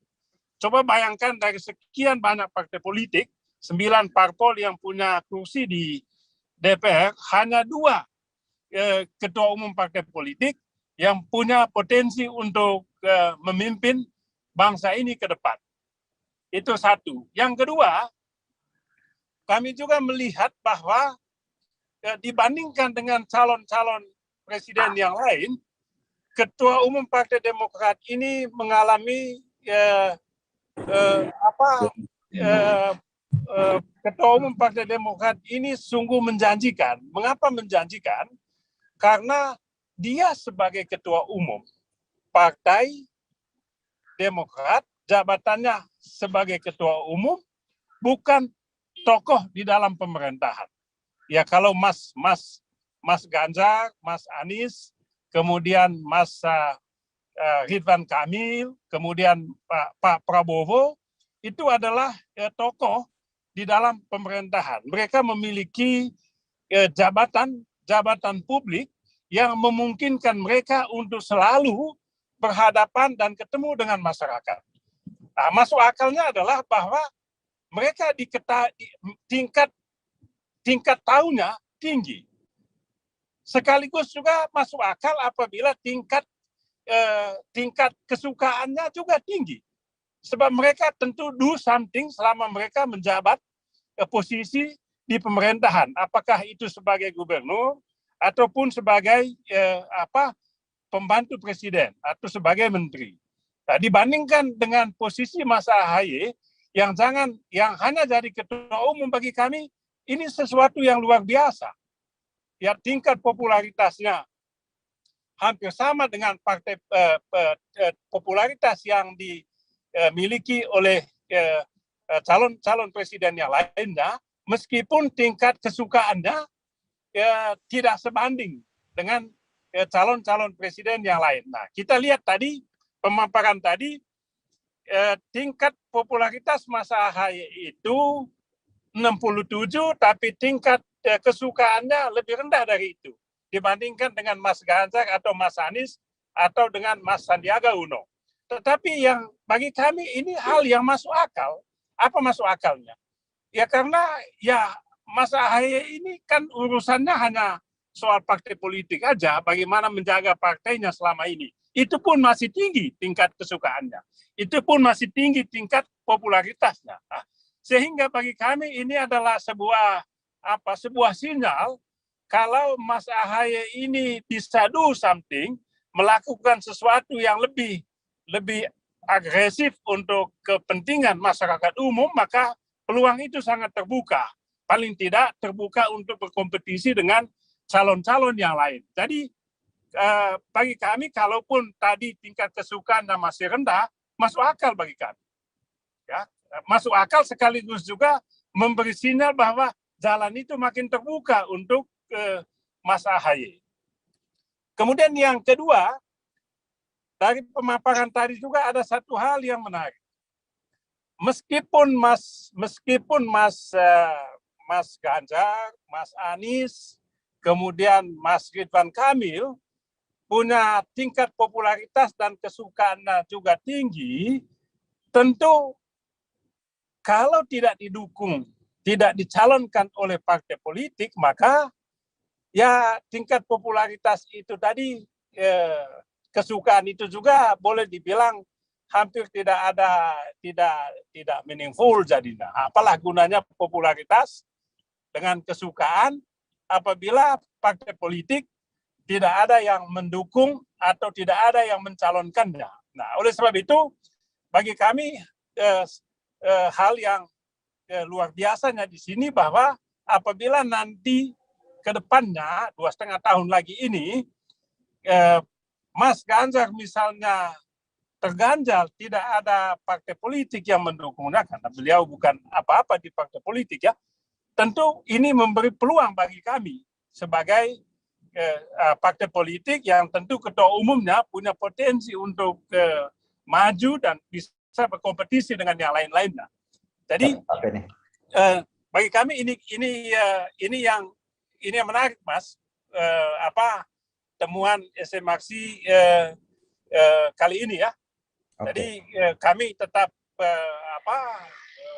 dengan hasil ini menjadi bahan bagi kami untuk menyusun langkah yang lebih strategis lagi, lebih taktis lagi ke depan. Nah, kami saat ini terus terang kami sungguh berhadapan dengan badai yang kami alami. Kami sangat terganggu, ya. Tetapi kami bersyukur dengan temuan ini ternyata publik masih memberikan apresiasi kepada partai kami dan juga kepada Mas AHY. Jadi ini catatan saya, Mas. terima kasih banyak atas temuan-temuan yang tadi disampaikan. Oke, terima kasih banyak Pak Beni Kaharman dari Partai Demokrat. Selanjutnya saya serahkan ke Ibu Nurul Arifin, Wakil Ketua Umum DPP Partai Golkar, untuk memberi masukan atau tanggapan terhadap hasil survei SMRC kali ini. Silakan Mbak Nurul. Ya, baik Mas Saidiman, saya ucapkan terima kasih ini buat SMRC yang sudah merilis hasil surveinya, begitu. Dan saya kira apa yang menjadi temuan-temuannya sangat berguna sekali buat evaluasi kami. Dan yang terpenting, kabar bahagianya adalah bahwa Partai Golkar mengalami kenaikan yang cukup signifikan dan menjadi partai yang satu-satunya mengalami kenaikan dalam survei SMRC kali ini, yaitu dari 8,4% pada Maret 2021 dan sekarang menjadi 11,3%. Dan ini tentu saja kabar gembira begitu. Walaupun di sana-sini masih ada yang yang tidak sesuai dengan harapan kami. Saya punya dua catatan tentang hasil survei SMRC kali ini adalah yang pertama tadi alhamdulillah ya kita mengalami kenaikan 11,3% ini begitu. Tentu saja sebabnya apa? Mungkin SMRC harusnya bisa memberitahu kita juga kepada Golkar sebetulnya indikatornya apa sih yang membuat Golkar ini bisa naik secara signifikan seperti itu. Tapi secara internal juga kami memaknai ini bahwa soliditas partai itu terbangun sangat kuat di tengah terpaan segala macam kasus belakangan ini, tapi di bawah kepemimpinan Pak Erlangga Hartarto, partai memperlihatkan soliditasnya dan sistem bekerja dengan baik, tidak terganggu dari mulai tingkat pusat, provinsi, kabupaten, kota, sampai ke bawah sana, dan tetap memiliki kepercayaan diri bahwa kita akan bisa maju bersama-sama begitu. Dan kemudian yang berikutnya, yang kedua adalah khusus ini untuk elektabilitas calon presiden kami ya. Tentu saja tadi saya melihat dari sekian banyak calon hanya 4 ketua partai yang memiliki tiket, yaitu Bapak Prabowo, kemudian Ibu Puan, Bapak Erlangga Hartarto, dan Bapak AHY.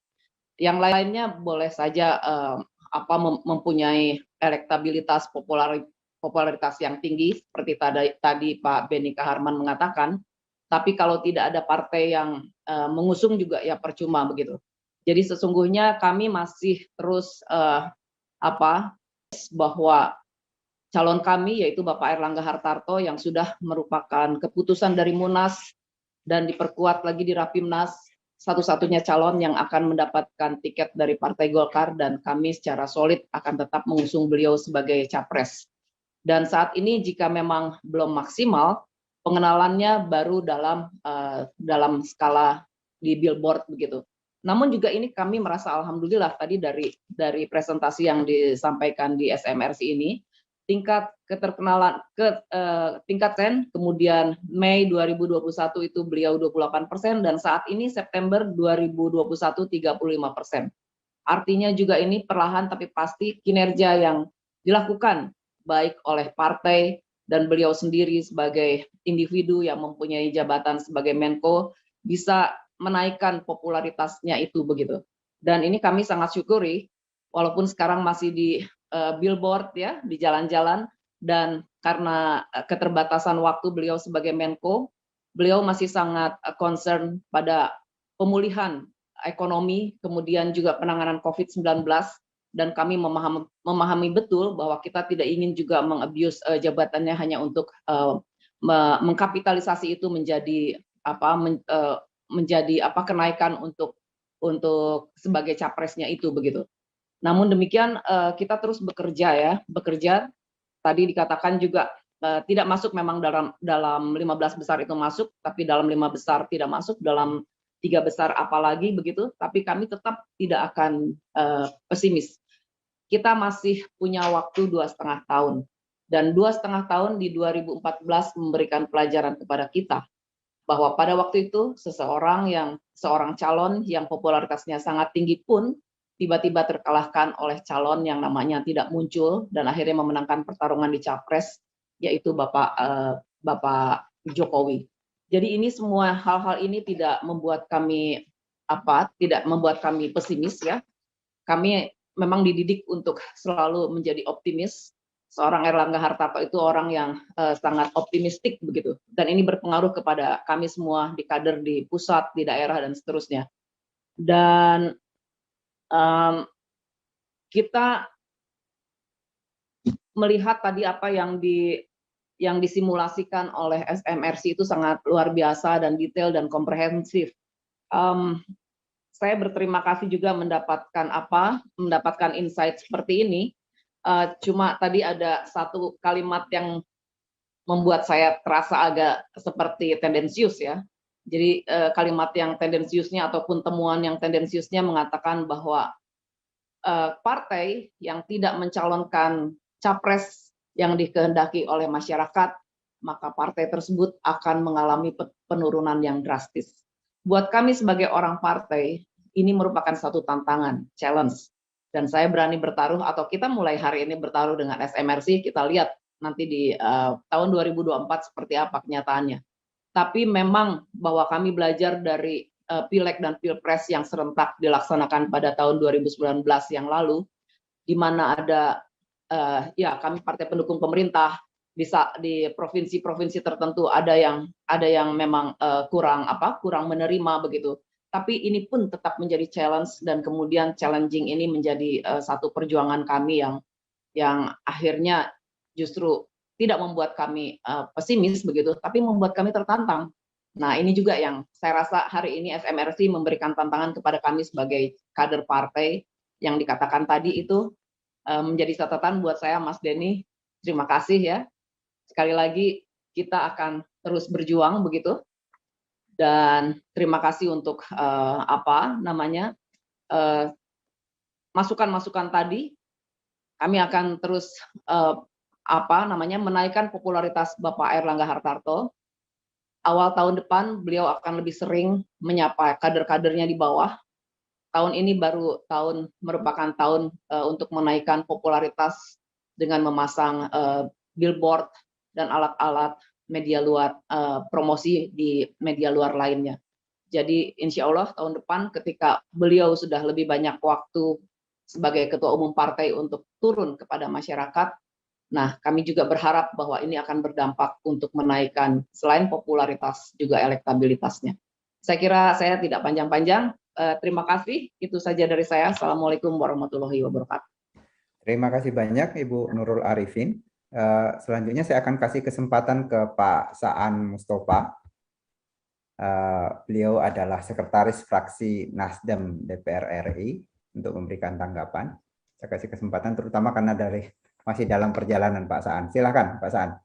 Ya, makasih Mas Ediman, Mas Denny. Makasih. Assalamualaikum warahmatullahi wabarakatuh.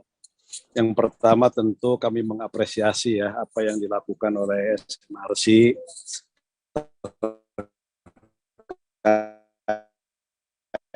terkait dengan temuan-temuan. Tentu ini sangat bermanfaat karena memang survei ini dilakukan secara rutin sehingga bagi kami ini bisa dijadikan sebagai alat evaluasi untuk partai dan sekaligus juga untuk memproyeksikan ke depannya. Jadi sekali lagi terima kasih. Nah, dari hasil temuan survei ini, pertama kami ingin menggarisbawahi, pertama kalau soal metodologi dan sekalian, kami sudah sangat percaya dengan SMRC. Nah, yang terkait dengan posisi partai, ya kami juga bersyukur dari Nasdem, dari hasil temuan SMRC dibandingkan 1 tahun yang lalu, Nasdem juga mengalami kenaikan dari 3% menjadi 4,2%. Dan tentu ini ya cukup buat kami untuk mengukur bahwa selama ini kinerja partai kami dalam mengelola kepartean itu mendapatkan apresiasi juga dari publik, yaitu dengan cara naiknya elektabilitas. Apalagi sebagai partai pendukung pemerintah, memang sangat juga dinamika pemerintahan tentu sangat berpengaruh juga terhadap partai koalisi. Di sela-sela partai pendukung yang lain mengalami penurunan, tentu Nasdem mengalami peningkatan. Dan ini sekali lagi membuktikan bahwa konsolidasi internal partai maupun kerja-kerja politik partai ini mendapatkan apresiasi dari publik. Nah, yang kedua terkait dengan posisi tokoh ya, tentu Nasdem sendiri dari awal, dari pertama Nasdem ini sebagai partai yang baru 2 kali ikut pemilu dan bisa dari pemilu pertama ke pemilu kedua lolos threshold di pemilu pertama dan pemilu kedua mengalami kenaikan yang cukup signifikan.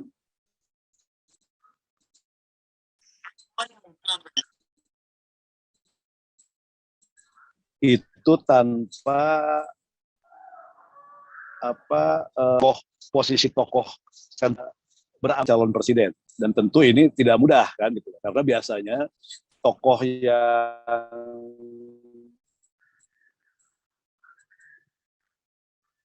ketua umum ekor jasnya bisa menaikkan elektabilitas partai. Nah, karena ketua umum kami memang tidak berminat untuk menjadi calon presiden, maka memang harapan memberikan efek terhadap elektabilitas partai ini, ketokohan ini,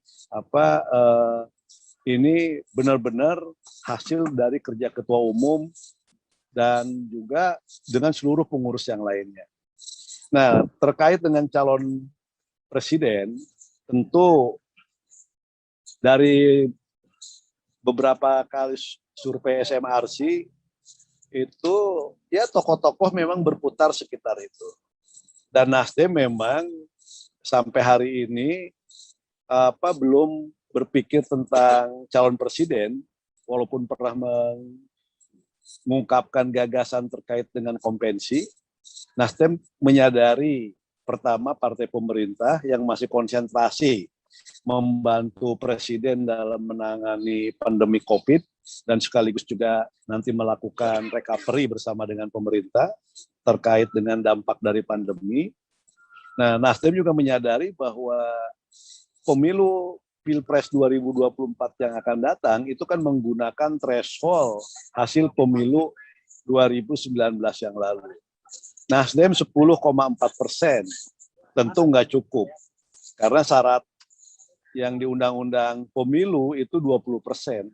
Satu-satunya yang bisa mencalonkan presiden kan PDIP, Nasdem enggak. Nah, menyadari posisi itu, maka yang dilakukan hari ini oleh Nasdem itu adalah bagaimana membangun komunikasi dengan partai-partai yang lain agar mencukupi syarat pencalonan presiden threshold. Kalau nama-nama yang ada itu semua Nasdem pertimbangkan. Misalnya ada Mas Anies Baswedan, ada Pak Prabowo, ada Mas Ganjar, ada Sandi, yang lain-lain, itu sebenarnya juga masuk dalam pertimbangan Partai Nasdem. Ridwan Kamil, terus itu semua masuk dalam pertimbangan Partai Nasdem. Tapi sekali lagi, Nasdem masih mencari mitra koalisi nanti dengan membangun komunikasi yang intensif dengan partai-partai lain. Yang mudah-mudahan nanti di 2022 komunikasi semakin intensif sehingga udah jelas mitra koalisinya untuk mencalonkan calon presiden yang disepakati bersama-sama untuk diusung. Jadi koalisi itu terus kami jajaki. Jadi dengan misalnya Golkar Mbak Nurul, tadi Bang Benny Harman, karena ketua umumnya mencalonkan, maka ya otomatis sudah punya calonnya Mbak Nurul, ketua umum mencalonkan dan sebagainya. Memang billboardnya udah di mana-mana, calon presidennya. Nah, Nasdem memang belum memasang billboard karena memang belum menentukan calon presidennya. Tapi kita semua menyadari kayak Golkar juga tidak mencukupi untuk mencalonkan sendirian. Bang Benny juga partainya nggak mencukupi. Tapi dari itu semua sekali lagi apa yang dilakukan oleh SMRC itu sekali lagi ini menjadi hal yang sangat penting dan strategis bagi kami ke depan dalam mengelola partai ini. Dan ini juga pertimbangan yang sangat penting dari temuan ini, nanti siapa calon-calon presiden yang memang bisa kita lihat nanti trackingnya. Jadi kalau lihat dari tracking itu kan mengalami banyak sekali calon presiden yang mengalami kenaikan secara elektabilitas dalam 1 tahun. Ada yang memang elektabilitasnya kenaikannya cukup signifikan, ada yang naik tapi tidak terlalu signifikan, ada yang landai, bahkan ada yang cenderung turun kan. Tapi nama-nama itu politik ke depan, konteks akuntabilitas, transparansi, itu jauh lebih baik apa yang dilakukan oleh SMRC ini, karena menyodorkan nama-nama calon presiden dari awal kepada publik, kepada masyarakat. Sehingga publik bisa mencari tahu calon-calon yang memang layak mereka pilih. Apalagi ke depan di 2024, seperti tadi Mas Denny sampaikan, memang itu tidak ada petahana, tidak ada incumbent, posisi mereka startnya sama. Jadi dari nol semua kan gitu. Nah, dan publik juga perlu tahu lebih awal siapa calon pemimpin ke depannya. Nah, apa yang dilakukan ini adalah tradisi politik yang baik, sehingga publik sudah tahu dari awal kira-kira calon pemimpinnya itu adalah mereka-mereka yang memang selalu muncul dalam setiap survei dilakukan dan dirilis. Itu aja catatan saya, Mas Saidiman. Terima kasih. Assalamualaikum warahmatullahi wabarakatuh. Waalaikumsalam warahmatullahi wabarakatuh. Terima kasih banyak Pak Saan Mustafa. Selanjutnya saya persilahkan Pak Jazilul Fawaid, Wakil Ketua Umum DPP Partai Kebangkitan Bangsa, untuk memberi tanggapan atau masukan terhadap hasil survei SMRC ini. Silahkan Pak Jazilul Fawaid.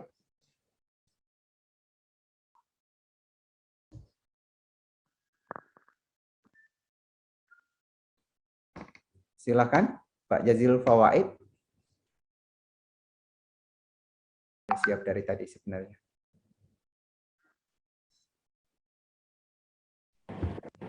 Ya, silakan. Oke. Baik, Assalamualaikum warahmatullahi wabarakatuh.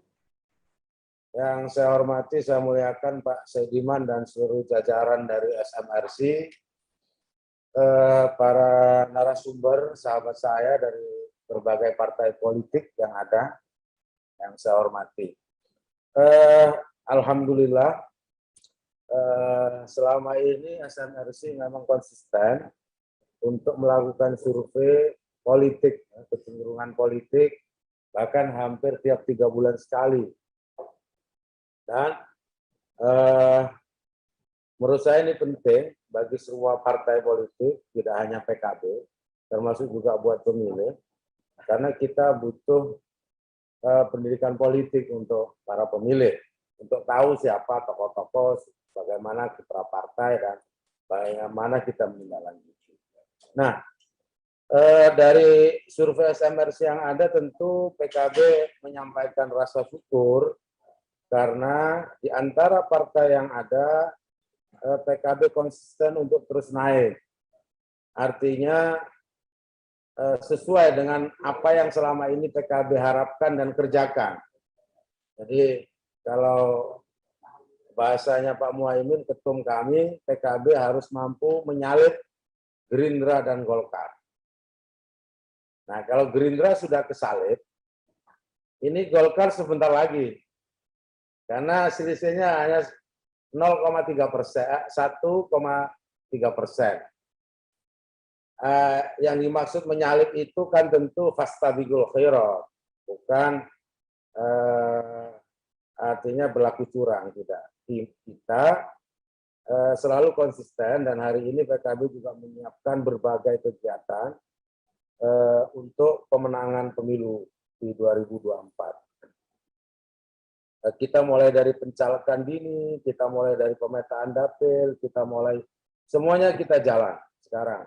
Jadi bagi teman-teman yang ikut di acara ini, bagi siapa saja yang ingin juga bergabung dengan PKB untuk menjadi calon legislatif, kami lakukan secara terbuka. Silakan mendaftar, dan kami juga akan lakukan fit and proper sekaligus talent scouting.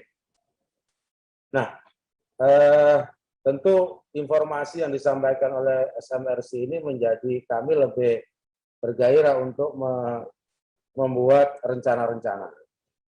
Itu Mas Saidiman, itu yang terkait dengan pileg. Tetapi di luar itu semua, sampai hari ini sesungguhnya, itu jadwal pemilu legislatif dan presiden belum fix.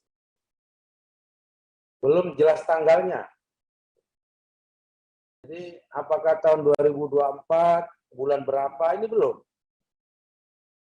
Jadi saya berharap nanti setelah Komisi 2 dengan pemerintah menetapkan, kami lebih fokus lagi. Ini belum.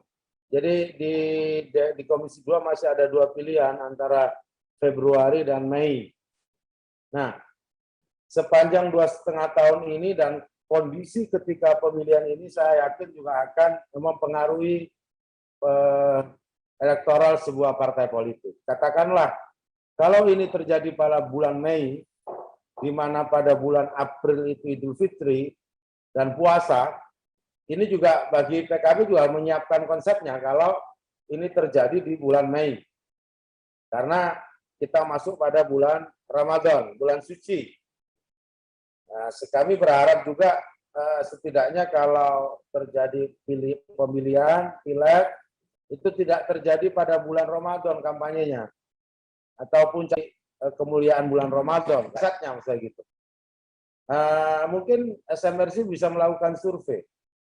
Apakah cocok gitu bulan Mei atau bulan Februari? Bagi kami bulan Februari sebelum Ramadan.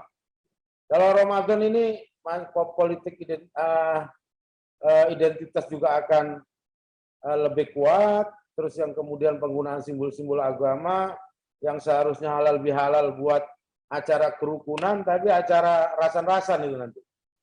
Nah itu bagi PKB, tolong tahapan jadwal politik ini juga disesuaikan dengan keadaan masyarakat. Itu yang terkait dengan pileg. Bagi PKB, sampai hari ini kita solid dan siap kapanpun pemilu itu digelar. Dan insya Allah kita akan menjadi pemenang kedua. Minimal. Sudah ada rumusnya. Tapi itu kan baru rencana memang. Tetapi kita sudah melihat.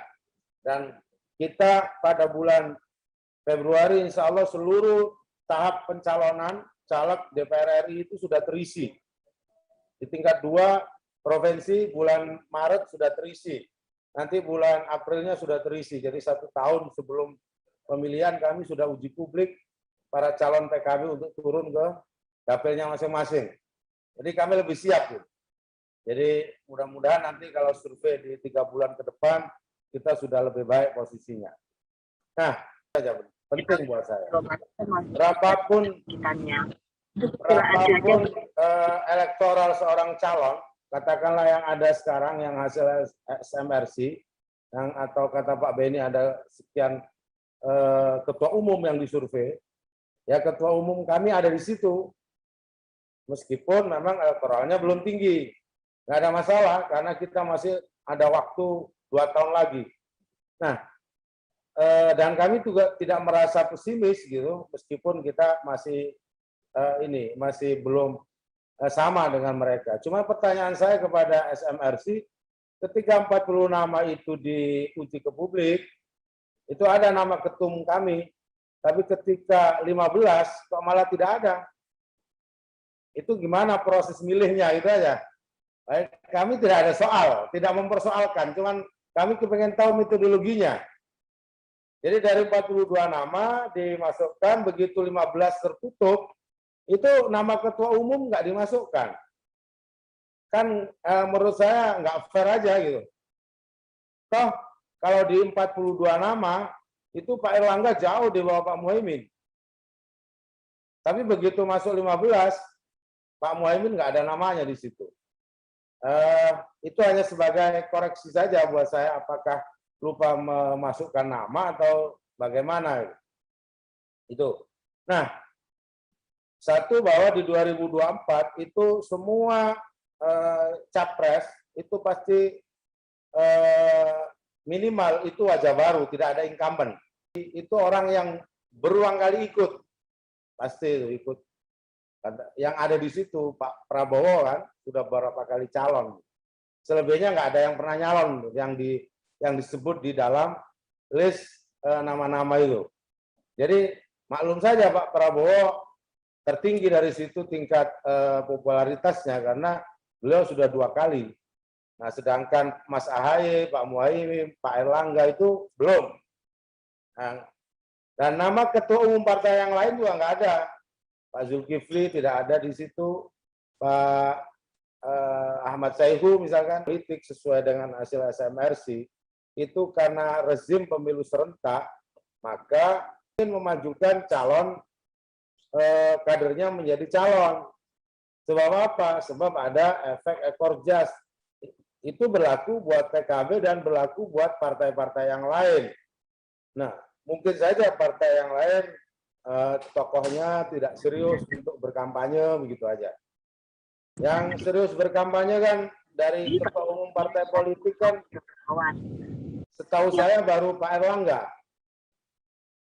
Dan Pak Muhaimin belum terlalu serius. Kalau kami sudah dapat instruksi yang serius, kita hasil SMRC ini, itu belum ada kira-kira simulasi pengelompokan partai ketika dia akan mengusung calon presiden.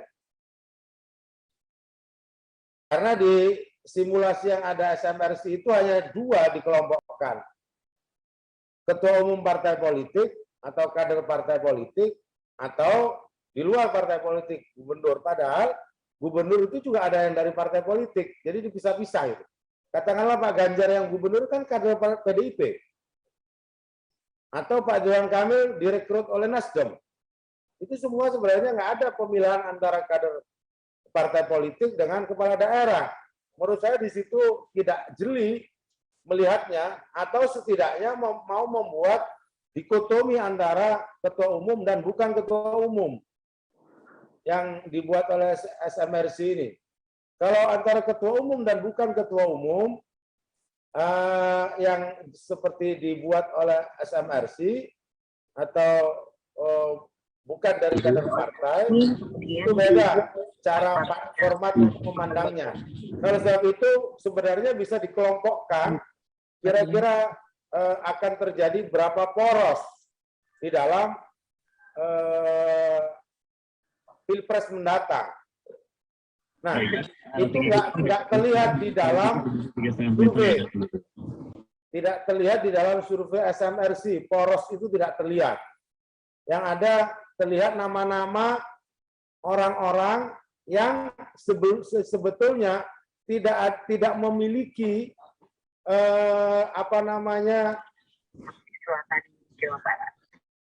partai, tidak memenuhi ambang batas pemilu. Dari Pak Prabowo, Mas Ahaye, Mas Erlangga, Pak Muhaimin, itu kalau tidak berkoalisi tidak mungkin dia bisa mencalonkan diri. Apalagi yang bukan kader partai, itu tidak memiliki tidak mencukupi syarat untuk bisa maju. Jadi oleh sebab itu kami optimis karena dari semua capres yang di survei itu tidak satupun yang memiliki elektoral yang cukup tinggi, yang dia memiliki kecukupan syarat untuk presidensial threshold partainya. Oleh sebab itu kami dari PKB tentu akan menjahit, akan melakukan komunikasi dengan partai-partai yang lain untuk menentukan agenda sekaligus menentukan pasangan calon. Jadi ini masih lama. Apalagi kalau lihat dari survei SMRC, belum kelihatan mengerucut kemana arah. Hanya nama-nama saja. Yang nama-nama itu tidak bisa jalan sendiri tanpa adanya koalisi. Jadi misalkan ada calon yang di situ elektoralnya tinggi tapi nggak mencukupi syarat partainya untuk mengusung. Ini menjadi soal juga. Nah, oleh sebab itu Mas Ediman, terakhir saya sampaikan bahwa PKB tetap menjadi partai terbuka untuk baik dari sisi pileg, kita mau mengajak semuanya untuk bersama-sama, Dan untuk Pilpres kami terbuka untuk mendapatkan saran, untuk berkoalisi, untuk membangun agenda dengan partai yang lain. Kami tidak menutup. Meskipun PKB tetap sampai hari ini arahnya ingin sekali dan juga menjadi keputusan usulan dari semua DPW bahwa Pak Muhaimin Iskandar yang akan maju menjadi calon presiden. Nanti dibicarakan kalau memang ini dengan partai koalisi yang lain, itu kami terbuka untuk bicara dengan partai yang lain. Gitu. Saya pikir itu, terima kasih sekali lagi kepada SMRC atas masukannya. Ini menjadi sesuatu yang berharga buat PKB, dan kami mohon nanti kalau ada survei-survei yang lain, kami juga diberikan arah atau apa sehingga kami bisa membangun partai ini lebih baik sekaligus untuk reskaderisasi. Demikian, Allahumma muwaffiq ila aqwamit thoriq. Wassalamualaikum warahmatullahi wabarakatuh. Waalaikumsalam warahmatullahi wabarakatuh. Terima kasih banyak Pak Jazilul Fawaid dari Partai Kebangkitan Bangsa. Selanjutnya saya berikan waktu ke Ibu Rahayu Saraswati, Wakil Ketua Umum Partai Gerindra, untuk memberikan tanggapan terhadap hasil survei SMRC sekarang ini. Silakan, Mbak Rahayu. Baik, terima kasih Bang Saidiman. Assalamualaikum warahmatullahi wabarakatuh. Shalom, Om Swastiastu, Sukihoto Nama Budaya, Wetetumtian, salam sejahtera bagi kita semua. Selamat siang, yang saya hormati Bang Saidiman dan juga seluruh jajaran dari SMRC, maupun juga semua narasumber senior-senior saya yang lainnya, karena sepertinya saya yang paling junior di sini. Bang Jazilul yang saya hormati, dan juga Bang Andreas di sini, dan tadi ada Mbak Nurul Arifin, dan juga Pak Saan Mustafa, maupun juga Bang Beni dan Bang Mardani. Iya, Sarah. Saya udah nunggu ini pasti ada yang akan bersuara, karena kita udah sepertinya janjian terus Bang Mardani di sini, kayaknya udah jarang kita ketemuannya. Tapi terima kasih atas kesempatan yang diberikan kepada saya untuk bisa mewakili dari Partai Gerindra. Dalam hal ini tentunya apresiasi yang setinggi-tingginya atas konsistensi, sehingga kita bisa mendapatkan gambaran bukan hanya dari satu kali saja, tapi juga dari berapa bulan, dan dari berfase itu trennya itu pun juga terlihat sangat jelas, dan untuk itu kami sangat apresiasi itu, dan juga tentunya selamat atas rilis yang dilakukan atas survei tersebut untuk hari ini. Tentunya tadi sama seperti yang mungkin sudah disampaikan beberapa rekan-rekan dari partai-partai lain, apa yang dilakukan oleh kawan-kawan di lembaga survei itu sangat dinantikan dan sangat bermanfaat bagi kami di setiap partai, guna kami terus melakukan evaluasi, peningkatan, untuk kami bisa terus diingatkan apa yang perlu kami perbaiki secara internal, karena bagaimanapun juga pekerjaan kami dan pelayanan dan pengabdian kami bukan hanya setiap 5 tahun, tapi terus berjalan, dan itu ada naik turunnya, dan pasti ada naik surutnya, dan itu pun juga kami sadari, sehingga kalau tadi di dalam survei menyatakan bahwa Gerindra ada sedikit penurunan, itu bukan hal yang mengagetkan, karena tentunya pasti ada naik turunnya. Dalam setiap berapa bulan trennya pun juga sudah diperlihatkan gitu ya, ada saat-saat di mana kita sedang naik sekali, ada yang di mana kita turun terus naik lagi, dan sekarang kebetulan kita lagi turun sedikit walaupun tidak terlalu signifikan, mengingat juga dari margin of error. Dan tentunya apa yang tadi disampaikan dari segi hasil survei tersebut, yang dimana ada 3 partai yang sangat tipis perbedaannya, sekali lagi itu menjadi bahan evaluasi untuk penguatan partai kami dari Sabang sampai Merauke, tapi juga ini menjadi catatan kalau melihat keseluruhan yang disampaikan tadi. Ini juga tadi Bang Jazilul juga sempat mengangkat soal coattail effect atau efek ya sisa-sisanya gitu ya, yang dimana nanti kalau kita bicara tentang 2024, tadi yang juga diangkat oleh Mbak Nurul soal bagaimana kalau misalkan capres tidak sesuai dengan pilihan. Nah, dalam hal ini kami di Gerindra berdasarkan hasil pemilu dari 2014, bahkan dari tahun-tahun sebelumnya, tapi terutama 2014-2019, di mana kami mulai lebih stabil gitu ya, performa dan juga kaderisasi dan seterusnya. Kalau yang 2009 kami masih partai baru, saya mendadak hadir gitu, verifikasi dur gitu.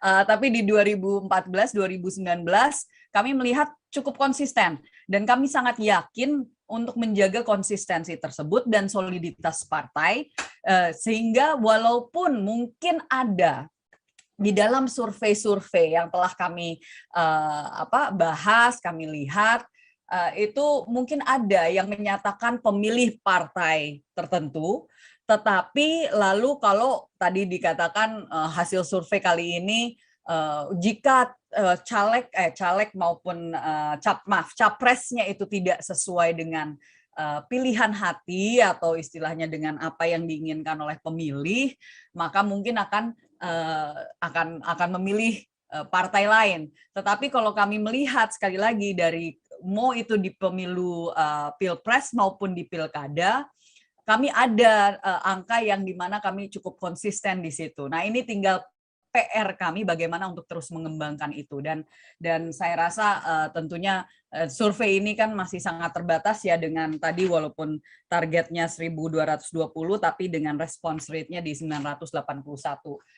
Jadi ini menjadi gambaran dan tentunya menjadi pengingat bagi kami, tapi sekali lagi kami dari Gerindra yakin bahwa kami akan konsisten dan solid karena memang itu adalah garis partai yang dimana kami dididik untuk bagaimanapun juga sesuai dengan arahan dari Ketua Umum partai kami. Lalu berikutnya, ini menarik karena kalau di survei-survei yang lain, itu mengangkat apa yang tadi sudah diangkat oleh beberapa rekan saya soal satu, partai-partai mayoritas yang bahkan sekarang lolos verifikasi, untuk mengusung capres itu tidak mungkin sendirian.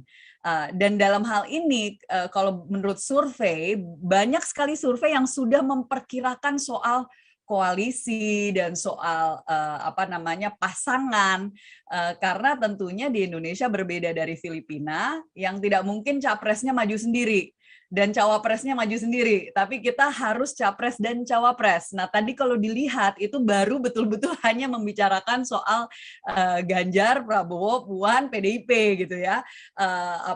Sedangkan untuk pertimbangan pemetaan dari ya mungkin tadi disebutnya poros-poros itu belum terlalu terlihat.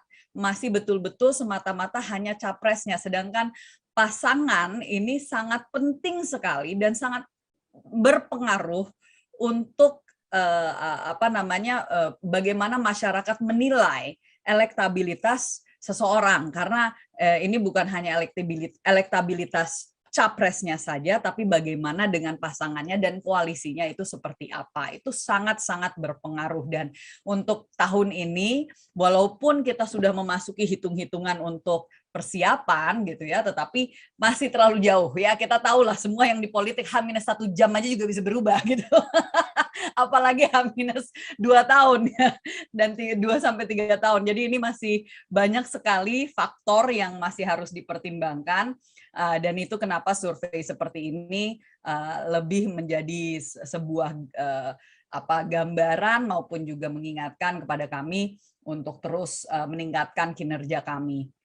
Dan sekali lagi sama seperti beberapa partai-partai yang lain, kami belum melakukan sama sekali kampanye untuk mengusung Ketua Umum kami Bapak Prabowo Subianto, karena kami ada proses di mana internal kami masih harus melakukan survei internal yang kami juga harus melihat pilihan kader kami itu ke arah mana dan seterusnya, dan itu ada prosesnya tersendiri di mana tidak mungkin seorang Prabowo Subianto atau Ketua Umum mengambil keputusan sepihak. Jadi proses itu masih berjalan, walaupun memang kalau misalkan kita lihat, dan saya keliling ke teman-teman di DPD, kalau kami untuk di level provinsi maupun juga ke kader-kader di akar rumput, itu masih semua bisa dikatakan 99% menginginkan Prabowo Subianto untuk maju kembali sebagai calon presiden di tahun 2024.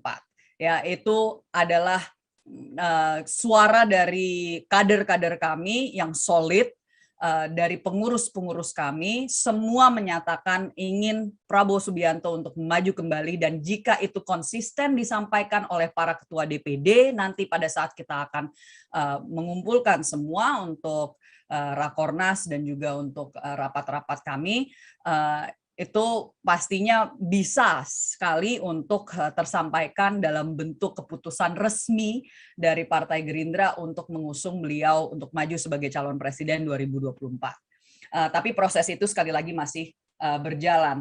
Dan tentunya melihat dari soal pasangan tadi, ada faktor yang itu di luar dari kendali dari partai-partai lain. Dan saat ini terutama tadi yang disampaikan ya di eksperimen 1 itu menarik sekali, bagaimana jika PDI Perjuangan mengusung Prabowo Subianto dan jika Ganjar majunya, dan nah untuk hal itu kami nggak bisa, kalau dari Gerindra nggak bisa mengomentari karena itu adalah lebih berkaitan dengan partai PDI Perjuangan ya, dan dengan Ganjar. Untuk hal itu, wah itu bukan keputusan yang ada di tangannya Gerindra maupun Prabowo Subianto. Itu saya rasa saya juga penasaran nih Bang Andreas, Hugo akan menyampaikan apa sebagai tanggapan atas hal tersebut, karena saya rasa ini pesan Tenang aja, Mbak. Ya siap Bang. Pesan yang disampaikan lewat survei ini kayaknya kenceng banget gitu ke arah situ. Jadi kalau kita tentunya sebagai pengurus partai dan juga sebagai kader siap untuk melaksanakan apapun jadi keputusan pimpinan kami, tapi tentunya kami menyadari Gerindra belum bisa untuk mengusung capres sendiri. Kami akan melihat akan berpasangan dengan siapa, dan itu akan sangat berpengaruh untuk nanti hasil dan juga keputusan dari masyarakat ke depannya. Tentunya itu yang bisa saya sampaikan.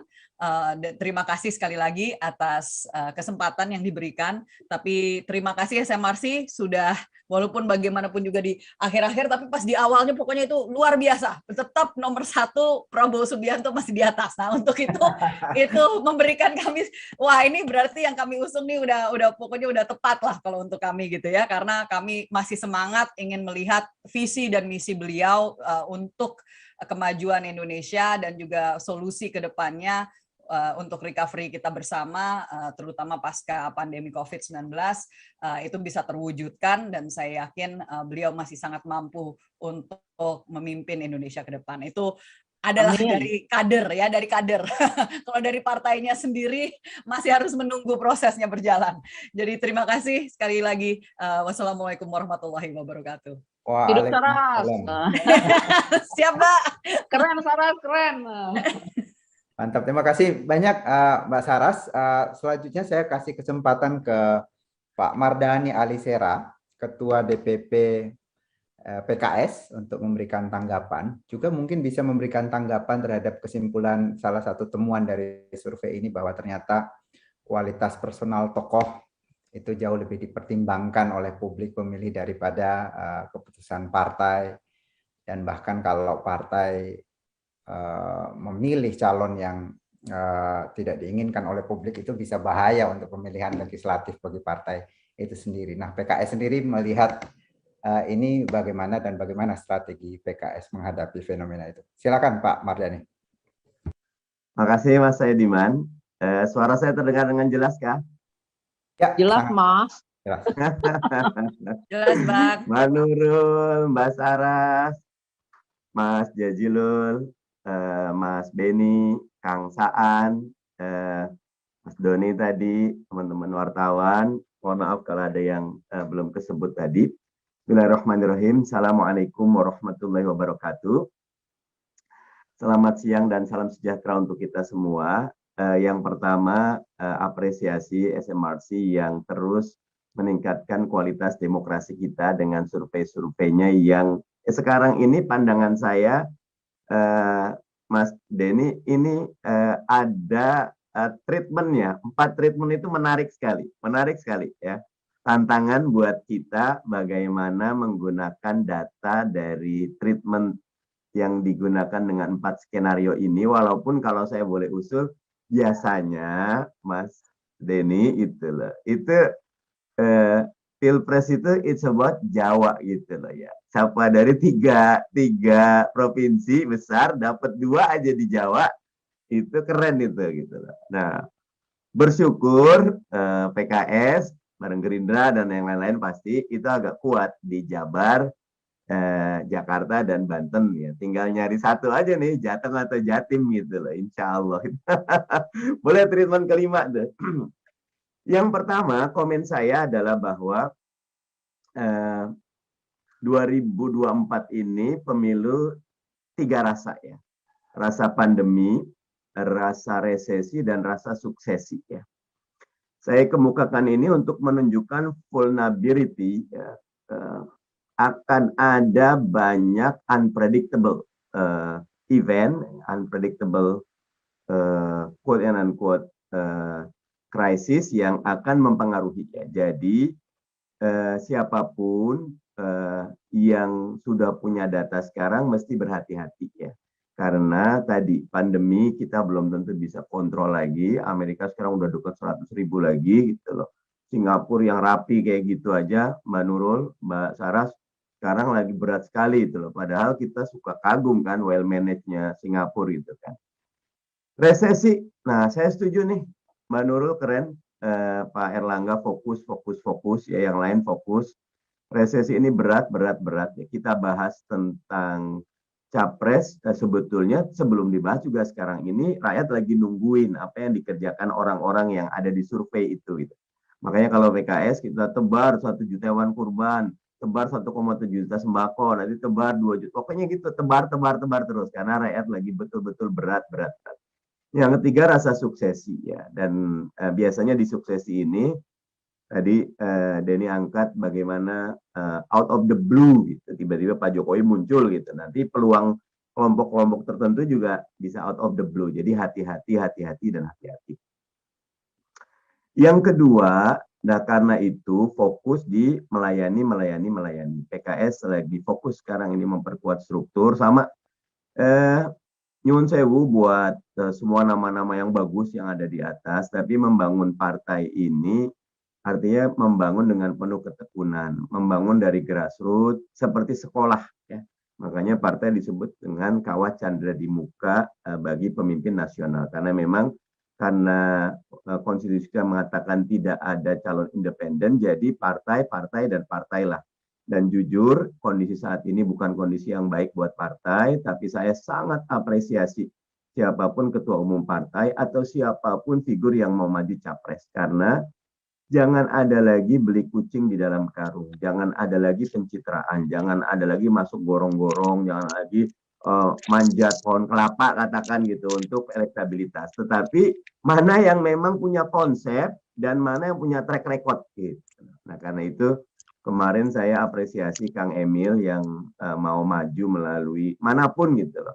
Makanya dulu saya apresiasi Giring juga tuh PSI, Mbak Saras, mau maju boleh. Selama ada partai dan mau maju wajar gitu, karena memang partai itu harus berani untuk menawarkan tokoh dan gagasan. Ini saya quote and unquote, walaupun Mbak Puan banyak beri catatan, Pak Erlangga, tapi ya memang itulah kerjanya partai gitu loh, untuk menawarkan ini loh kami punya gagasan. Dan kami punya orang untuk mewujudkan gagasan itu, jangan lagi abstrak gitu ya. Demokrasi kita nggak bisa lagi jadi demokrasi yang emosional, harus pindah ke demokrasi rasional. Dan itu dimulai dari elit. Nah, elit lah yang harus mendobrak demokrasi prosedural kita, demokrasi emosional kita menjadi demokrasi yang lebih kontestasi karya dan gagasan. Poin 3, kami bersyukur ya PKS naik dari 4,6 ke 6%. Walaupun buat kami namanya survei itu alhamdulillah selalu jadi cermin dan cambuk. Cermin kalau baik lanjutkan, kalau buruk perbaiki. Dan buat saya ini bagus. Yang berikutnya saya catat treatment tentang capres calon pemenang ini akan jadi lokomotif bagi pileg gitu. Ini kuat sekali ya. Kemarin itu Pilpres lebih tinggi 10 juta ketimbang pileg. PKS sampai sekarang masih berjuang. Nyuwun sewu, Mbak Nurul dan teman-teman, kita masih berjuang revisi undang-undang pemilu gitu. Karena kita ingin pemilu yang lebih sederhana, jangan 20% tapi turun ke 10% biar lebih banyak kontestasinya, biar lebih sehat. Karena begini, makin banyak, katakan 3 atau 4, itu jauh lebih sehat ketimbang cuma 2 pasang calon. Jangan salahkan masyarakat ketika ada divided society, karena pasalnya cuma 2. Kalau calonnya cuma 2 memang akan banyak isu-isu tradisional yang kuat. Tapi kalau calonnya 3 atau 4, kontestasinya akan menguat. Sehingga pandangan kami, sistem pemilu akan menentukan. Tadi Mas Jazilul bilang pemilunya sebetulnya sudah mengerucut ya. Kalau pilkada, nyun saya karena saya Komisi 2, 27 November 2024 ini sudah amanat Undang-Undang 10 2016. November ya, November diikat.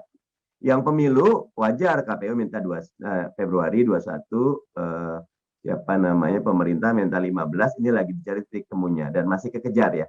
Karena permintaannya itu Januari, kalau KPU minta sudah mulai ya. Kita berharap kami pribadi pengen yang versi KPU ya, karena itu jauh lebih berkualitas, lebih tidak banyak redundant dengan persiapan untuk pilkada. Jadi poin berikutnya ini penting bagi parpol untuk memilih capres pemenang ya. Walaupun ini seperti mendayung di 2 karang, Mbak Saras ya. Maksudnya 2 karang itu begini. Keinginan publik ada tokoh-tokoh. Tadi saya bahagia tuh di antara top 5, 4-nya itu anak muda. Mas Anies, saya sebut Mas Anies duluan gitu Mas Saras. Walaupun Ganjar nomor 1 itu. Kemudian Bang Sandi, kawan dekat kita ini. Kemudian Kang RK, ya. Dari 5 itu Pak Prabowo jiwanya jiwa muda juga saya yakin Mbak Saras ya. Tapi ini it's about generasi muda lah gitu. 5 dari 4 buat saya Indonesia sudah menunjukkan kemampuan melakukan regenerasi. Dan PKS bahagia dengan itu dan tetap akan berkomunikasi dengan semua pihak. Tetapi sebagai partai kader kami memutuskan Habib Salim Segaf Al-Jufri sebagai tokoh nasional yang sedang kita kokohkan, kita turunkan, kita tawarkan, kita sebarkan, kita minta publik untuk menilainya. Itu justru bagian dari tanggung jawab kita sebagai institusi. Karena institusi yang baik memang mampu melahirkan tokoh-tokoh untuk pemimpin. Terakhir, 2024 ini masih panjang. Sehari dalam dunia politik itu beda dengan dunia orang biasa. Pagi milih A, siang milih B, sore milih C, malam milih A, esoknya milih E gitu lah. Jadi dunia akan selalu indah bagi politisi karena dihadirkan orang-orang yang tangguh, bukan follower tapi trendsetter dan siap untuk menawarkan karya dan gagasan. Terima kasih semuanya, sukses, sehat selalu. Hadanallahu wa iyyakum ajmain, wallahul muwaffiq ila aqwamit thoriq. Kang Jazilul, PKS sama PKB siap. Wassalamualaikum warahmatullahi wabarakatuh. Waalaikumsalam warahmatullahi wabarakatuh. Terima kasih banyak Pak Mardhani Alisera. Selanjutnya kita ke Pak Andreas Hugo Pareira dari PDI Perjuangan. Silakan Pak Andreas. Terima kasih Mas Saidiman, Mas Denny, juga salam untuk Kang Abbas nih, Direktur Eksekutif dari SMRC. Teman-teman narasumber, ini ada Mbak Nurul, ini Mbak Rahayu, Saraswati, Kang Saan, Mas Jazilul, ini Pak Beni, dan juga kawan saya Pak Mardhani yang sudah menyampaikan lebih dulu. Jadi kalau yang belakangan itu tinggal gongnya aja. Itu mastermind-nya itunya pertunjukan puncak. Ya, justru karena ditunggu-tunggu Bang. Jadi kalau ini Pak Mas Saidiman, kalau saya boleh kasih kesimpulan satu kalimat saja. Hasil survei kotak Pandoranya ada di PDI Perjuangan. Keren, keren.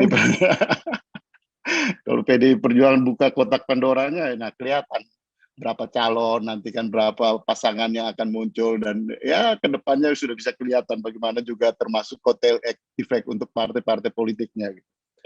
Tapi saya ingin mulai dari metodenya dulu. Pertama saya sangat apresiasi dengan cara kerja survei yang dilakukan oleh teman-teman dari SMRC, dan ini dilakukan secara suatu survei longitudinal survei, jadi survei yang dilakukan terus-menerus untuk melihat perkembangan, dan saya kalau tidak salah ini sudah mengikuti yang keempat kali dalam perjalanan survei yang dilakukan oleh SMRC berkaitan dengan elektabilitas dari partai politik dan juga calon-calon presiden, tokoh-tokoh politik yang kemungkinan mempunyai probabilitas tinggi di dalam pencapresan tahun 2024. Nah, ada beberapa hal, ada beberapa catatan yang ingin saya sampaikan di sini berkaitan dengan metodologi. Terutama kali ini SMRC menampilkan survei yang menurut saya penting karena juga menggunakan metode untuk dan menjelaskan tentang keterkaitan antara tingkat kedikenalan dengan kesukaan dan kemungkinan keterpilihan. Saya kira ini menarik dan ini memberikan banyak di samping masukan untuk partai politik juga edukasi pada publik, terutama para calon pemilih ke depan untuk melihat bahwa faktor popularitas semata, kedikenalan semata itu bukan ukuran utama, tetapi itu menjadi pintu masuk untuk menuju pada elektabilitas, dan itu sangat apresiatif hasil survei yang disampaikan tadi. Dan yang lebih menarik buat saya juga adalah metode eksperimen yang digunakan di sini gitu, dengan melihat pada variabel independen partai politik dan variabel dependen pada calon-calon presiden, dan juga memperhatikan tadi faktor-faktor yang menentukan, yaitu bagaimana interaksi antara partai politik dan calon-calon presiden dari tokoh-tokoh politik yang ada sekarang berdasarkan hasil survei yang dibuat oleh SMRC. Nah, dari situ saya kira menarik untuk menjadi perhatian semua orang tentunya, bahwa betul akhirnya pintu masuk itu ada pada partai politik. Tapi melihat perkembangan juga harus sangat memperhitungkan bagaimana faktor calon presidennya. Gitu. Dalam hal ini ya siapa yang dicalonkan itu akan berpengaruh pada faktor dependen tadi gitu. Jadi antar faktor dependen pada partai politik dan faktor independen pada calon presiden ini akan mempunyai korelasi yang signifikan di sini. Saya kira ini suatu temuan-temuan yang tentu sangat bermanfaat untuk partai politik tentunya, termasuk juga untuk PDI Perjuangan dan juga para tokoh politik yang akan menjadi atau punya keinginan untuk menjadi calon presiden siapapun dia gitu, untuk memperhatikan aspek-aspek ini tentunya. Dari partai politik saya kira kalau PDI Perjuangan ya dari sampai sekarang tetap menjadi partai yang tentu akan sangat menentukan di sini, bukan hanya karena saya katakan bahwa saya sebagai PDI Perjuangan, tapi lihat dari kemungkinan untuk pencalonan, ya memang hanya PDI Perjuangan yang bisa mencalonkan pada Pilpres 2024 itu pasti, karena berdasarkan hasil daripada pemilu tahun 2019. Juga meskipun kali ini dari survei ya PDI Perjuangan turun 2, sekian persen, hampir 3%, tapi masih berada pada posisi teratas, dan distansinya dengan Partai Golkar atau ya Partai Golkar yang nomor kedua itu masih cukup jauh, artinya setengahnya gitu, 22 dan 11, sehingga itu masih cukup jauh. Dan saya kira di sini harus kita katakan bahwa Partai PDI Perjuangan akan sangat menentukan di dalam pencalonan pada periode 2024. Karena apa? Karena juga hal lain yang harus kita lihat bahwa calon presiden incumbent sekarang itu adalah kader PDI Perjuangan yang juga pasti akan ikut menentukan gimana siapa, baik dari segi tingkat keberhasilan menghadapi situasi sekarang yang kita hadapi, yaitu pandemi ini, dan juga menuju pada pemilu tahun 2024. Jadi faktor presiden sekarang akan juga ikut menentukan calon presiden yang akan datang, terutama dari performance politik yang ditampilkan selama proses ini gitu, proses perjalanan pemerintahan sekarang ini.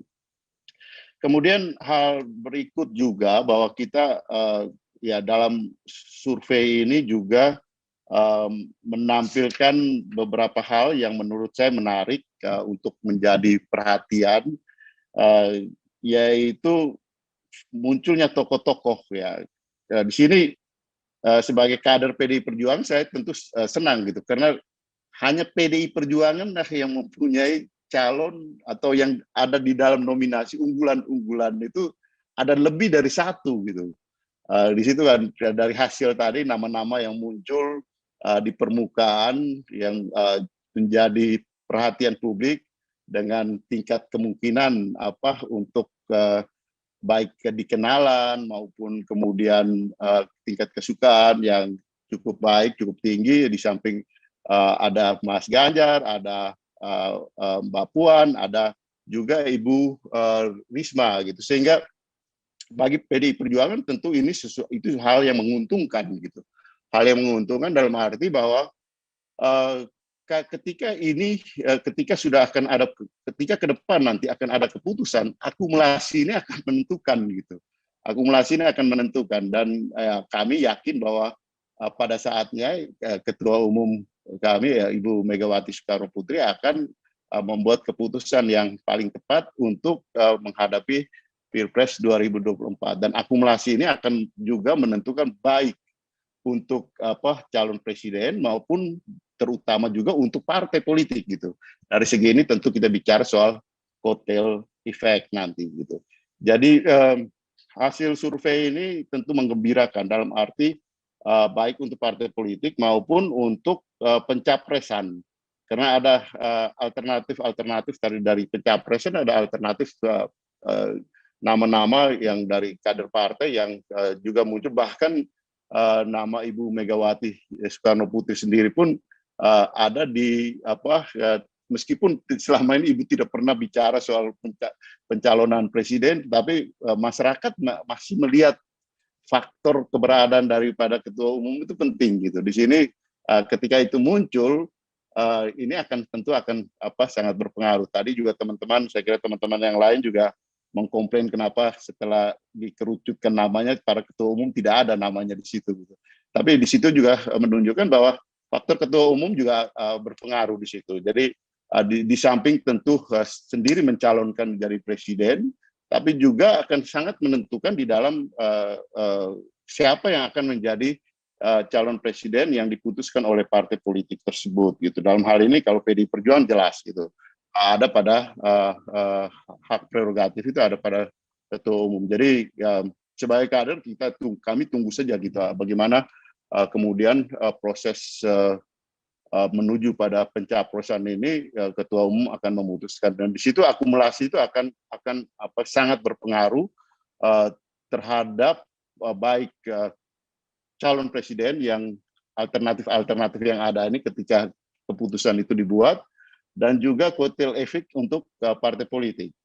Nah, saya setuju juga dengan apa yang tadi disampaikan oleh Mbak Saras tadi, bahwa ada faktor calon wakil presiden juga akan ikut menentukan. Saya kira itu faktor yang tidak bisa kita hindari, dan di sini belum dihitung gitu. Artinya tidak masuk menjadi faktor yang dipertimbangkan di sini di dalam survei ini. Tetapi bagaimanapun calon presiden terutama figur itu nanti akan berpengaruh terhadap ya elektabilitas, baik tingkat dikenalan maupun kesukaan, bahkan sampai kepada tingkat keterpilihan nanti pada pemilu 2024. Kenapa? Karena faktor pada 2024 tidak ada lagi kita bicara soal incumbent di situ, dan di situ tentu semua mempunyai ya peluang yang sama dengan kemungkinan tadi yang seperti yang sudah disampaikan dalam survei ini, yaitu soal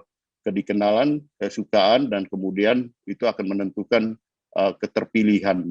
Jadi secara keseluruhan hasil survei ini tentu memberikan gambaran yang sangat gambaran yang positif buat ya tentu buat PDI Perjuangan pasti, karena di sini menjadi sangat terbuka dan menjadi kemungkinan itu sangat besar buat PDI Perjuangan, baik partai maupun calon presiden siapa yang akan diusung ke depan gitu.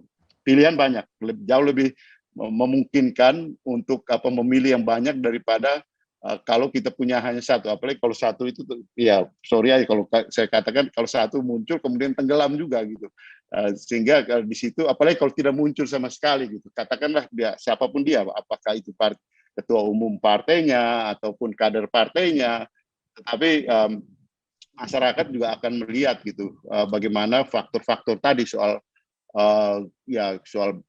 orang yang bersih dari korupsi dan soal kinerjanya selama ya baik sekarang ada di dalam jabatan-jabatan publik maupun ya ketika tidak ada di jabatan publik, seperti apa yang tadi Pak Beni komentari mengenai ketua umum partai politiknya. Tetapi peluang itu pasti sama, karena ini kesempatan ini terbuka untuk semua ketika kita bicara soal calon presiden ke depan gitu. Dan meskipun harus diakui juga bahwa yang lebih menguntungkan itu mereka yang ada di jabatan-jabatan publik, karena bagaimanapun kesempatan itu lebih banyak sejauh itu bisa dimanfaatkan, dioptimalkan dalam arti interaksi dengan publik secara langsung dalam karya-karya dan kinerja-kinerja yang kemudian dirasakan positif untuk masyarakat. Ya masyarakat sekarang tentu sudah sangat kritis melihat performance dari para tokoh politik ini. Jadi Mas Saidiman, saya katakan bahwa ya saya sebagai kader PDI Perjuangan saya happy dengan hasil survei ini dan apresiasi yang tinggi karena metode yang digunakan itu sangat edukatif, baik buat masyarakat dan informatif edukatif untuk partai politik untuk memperhatikan secara jeli ya itu tadi gitu antara partai politik, antar faktor variabel dependen dan variabel independen untuk kemudian menjadi keputusan ke depan gitu. Saya kira komentar saya cukup sampai sekian, dan sekali lagi apresiasi untuk teman-teman SMRC, dan semoga ini bisa berjalan terus sehingga kita bisa mengikuti survei-survei seperti ini bisa berjalan terus, dan kita bisa mengikuti, masyarakat juga bisa mengikuti dari perkembangan-perkembangan baik untuk partai politik maupun untuk pencapresan. Terima kasih. Wassalamualaikum warahmatullahi wabarakatuh. Salam, Om Swastiastu, salam sejahtera untuk kita semua. Merdeka. Merdeka. Terima kasih banyak Pak Andreas Pereira. Sekarang saya berikan kesempatan kepada 1 atau 2 orang jurnalis yang mungkin ingin memperjelas sesuatu, menanyakan kepada para narasumber, ada sesuatu yang kurang jelas dan ingin diperjelas, silahkan. Kalau ada. Kalau tidak ada, saya akan minta Mas Denny untuk memberikan sedikit tanggapan balik terhadap apa tadi yang disampaikan oleh para narasumber. Saya kira ada beberapa pertanyaan ya, salah satunya yang banyak disebut tentang apa alasan pemilihan 15 nama dalam simulasi 15 nama itu, ada tokoh partai yang tidak masuk, dan kemungkinan apakah dari survei ini kita bisa melihat kemungkinan pembentukan poros partai dalam mengusung capres. Dan kemudian yang terakhir tentang faktor wakil presiden di dalam pemilihan capres dan cawapres itu bagaimana? Silakan Mas Denny. Baik, terima kasih Mas Saidiman, terima kasih Bapak Ibu narasumber, tokoh-tokoh partai yang tadi sudah kita dengarkan respons ya terhadap hasil survei ini. Ada beberapa yang perlu saya sampaikan.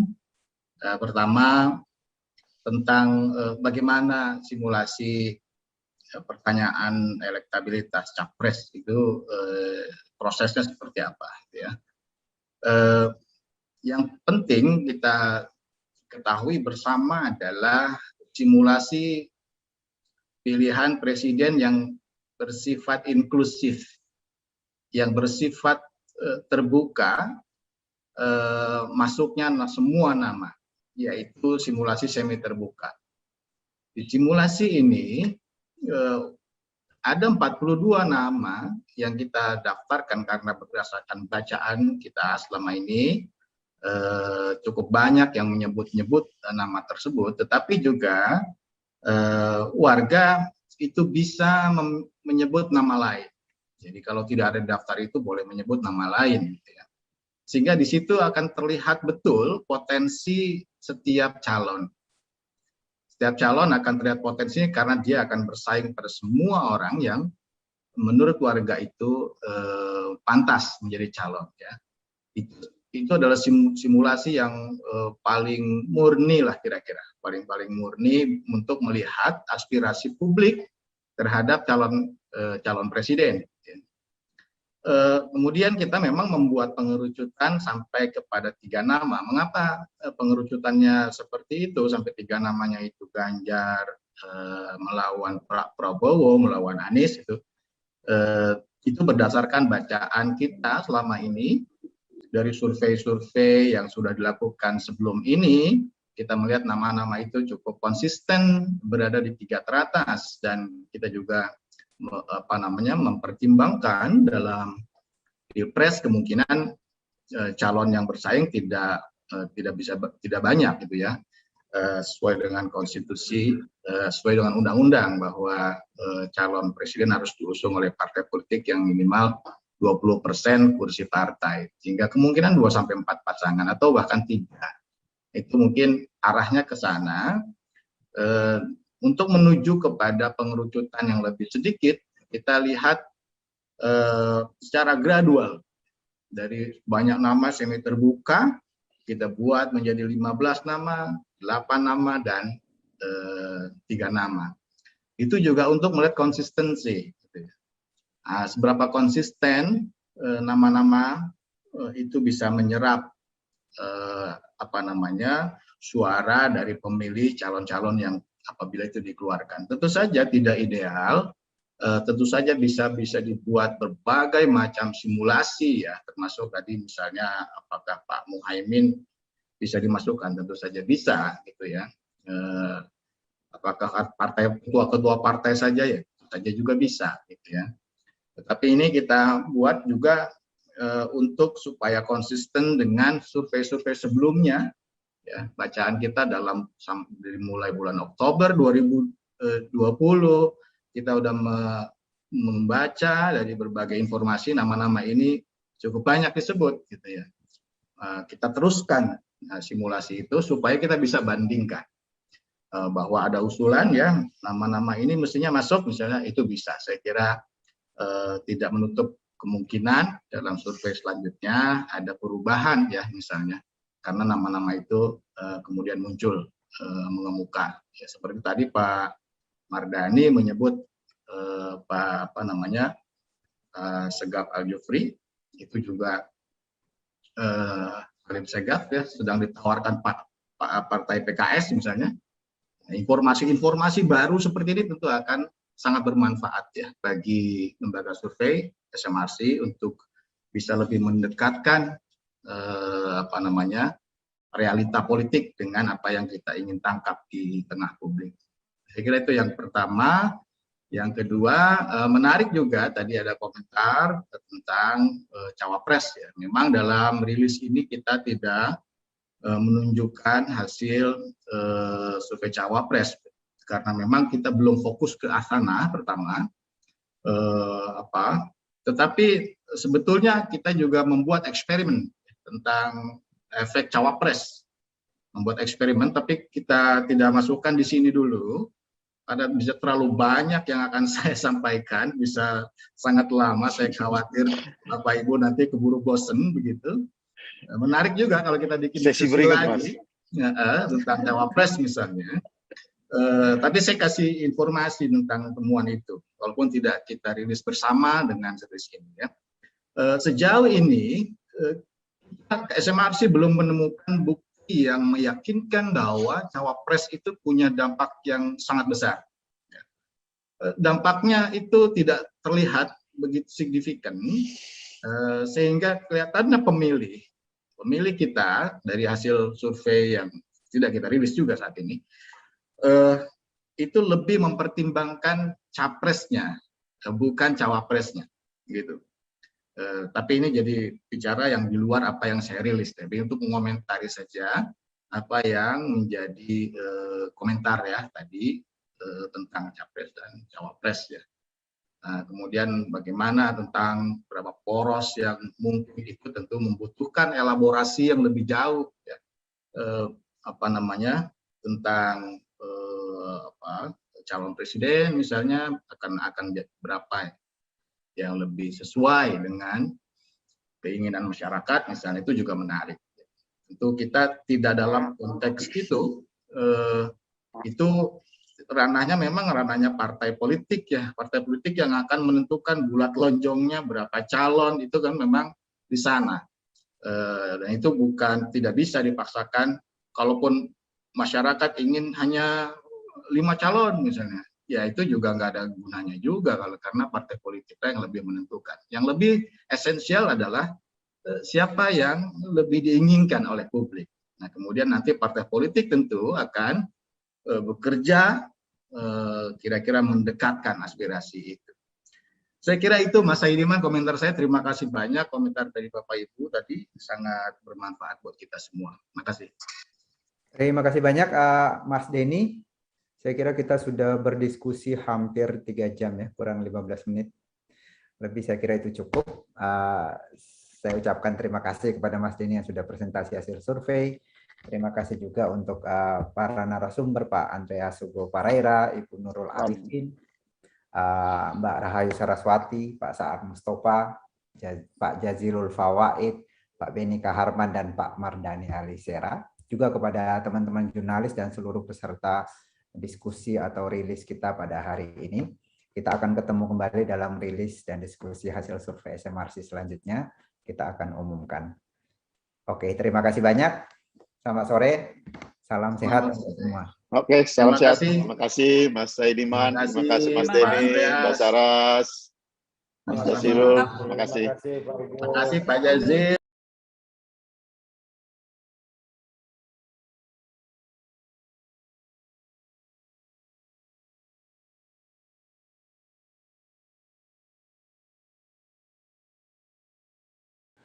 Selamat datang di Saat Teduh dalam hadirat Allah. Hari ini kita mau komunikasi dan kita mau masuk ke hadirat Allah.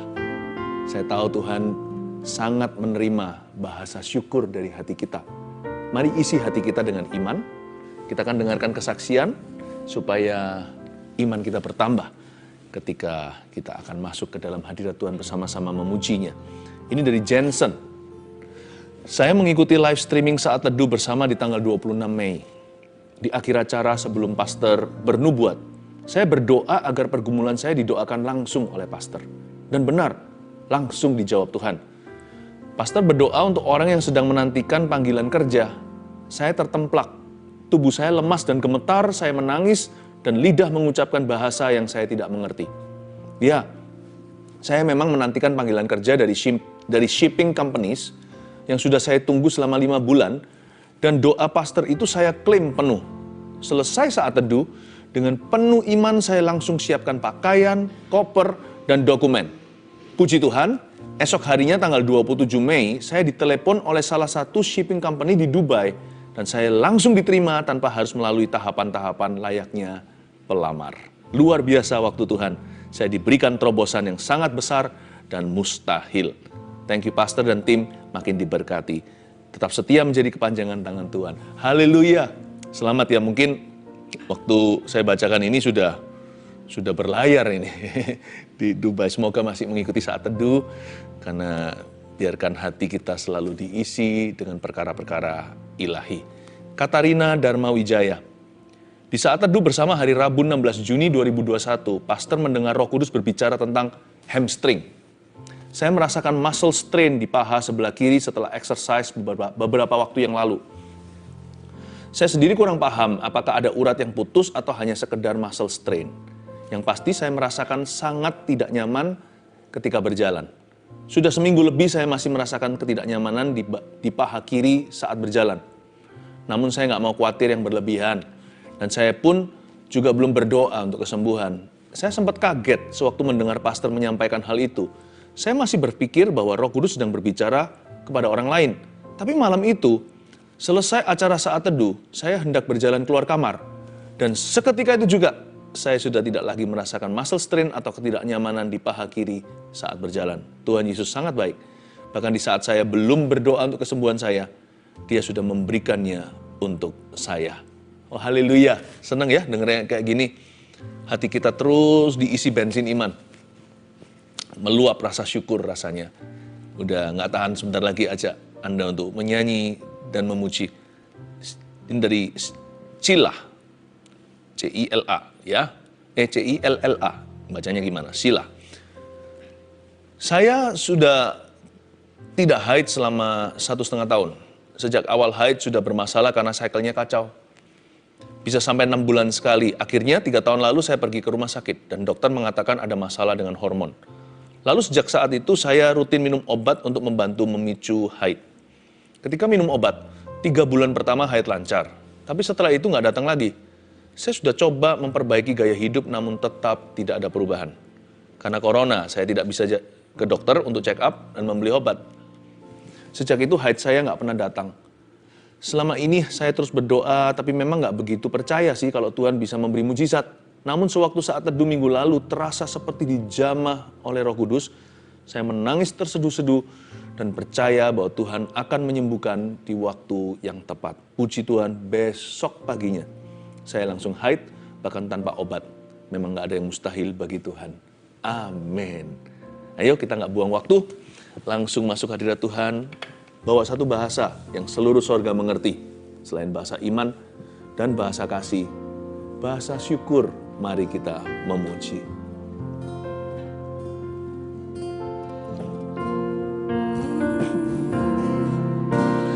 Hanya Engkau dalam hatiku yang memberikanku damai.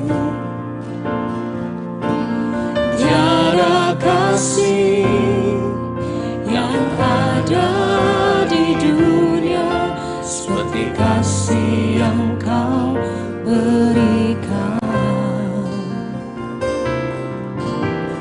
Maka jiwaku pun memuji, aman di bait-Mu.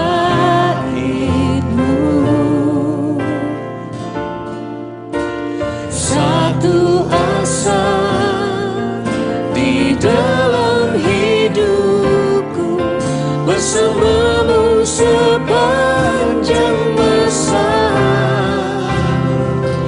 Yang ku puja hanya diri-Mu satu, yang selalu setia menopang dan menjaga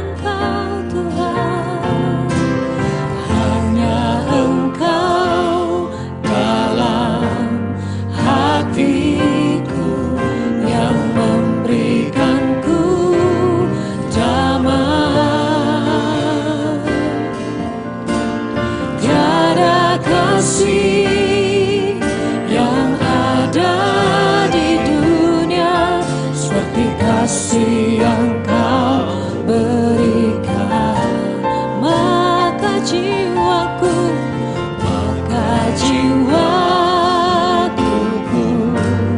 memuji aman di bait-Mu.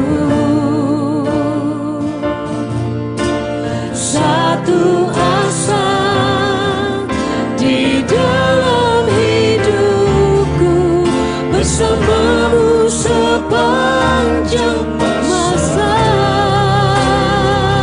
Yang ku puja hanya diri-Mu satu, yang selalu setia, menopang dan menjagaku senantiasa. Biar hidupku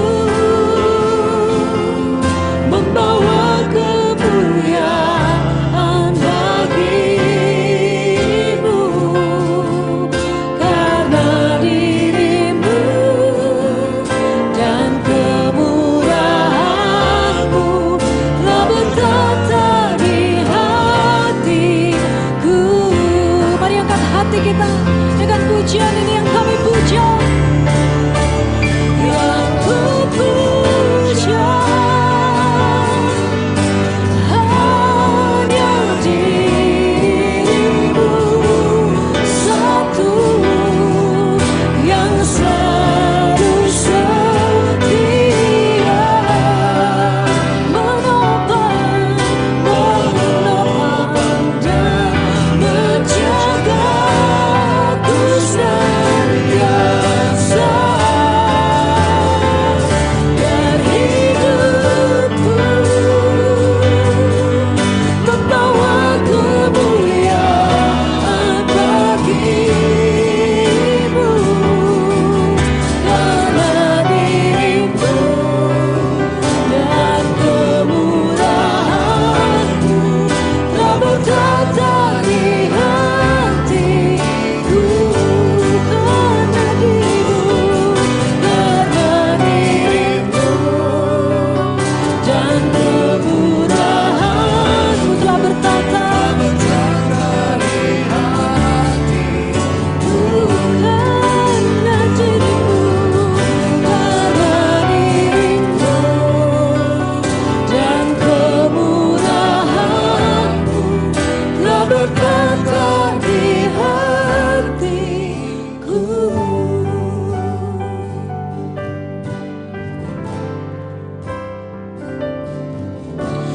Ku datang ya Bapa dalam kerinduan, memandang keindahan-Mu. Ku berikan segalanya, semuanya yang ada. Ku ingin menyenangkan hati-Mu, oh Tuhan. Ku datang ya Bapa, ku datang ya Bapa dalam kerinduan. Kami mau memandang sebab Kau yang terada. Oh, ku berikan segalanya, semuanya yang ada.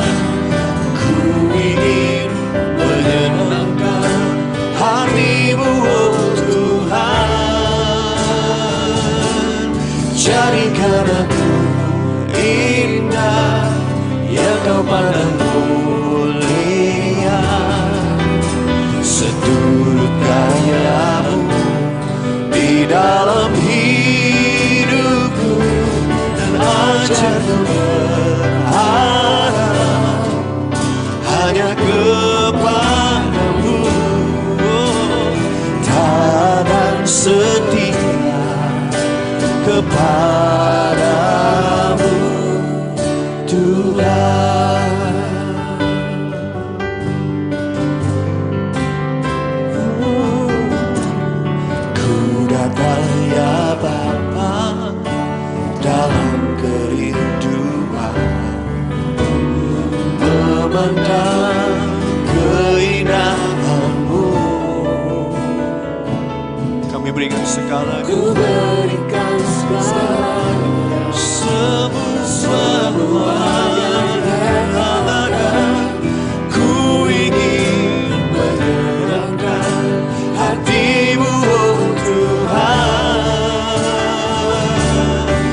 jadikan aku indah yang kau pandang mulia, seturut gayamu di dalam hidupku, dan ajarku berharap hanya kepadamu,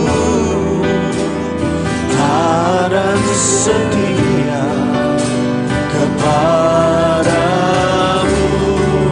Tuhan, jadikan ku indah, jadikan aku indah yang kau pandang mulia, seturut karyamu dalam hidupku, dan ajarku berharap hanya kepadamu, tanda setia kepadamu, Tuhan. Jadikan kami semakin indah, Tuhan Yesus.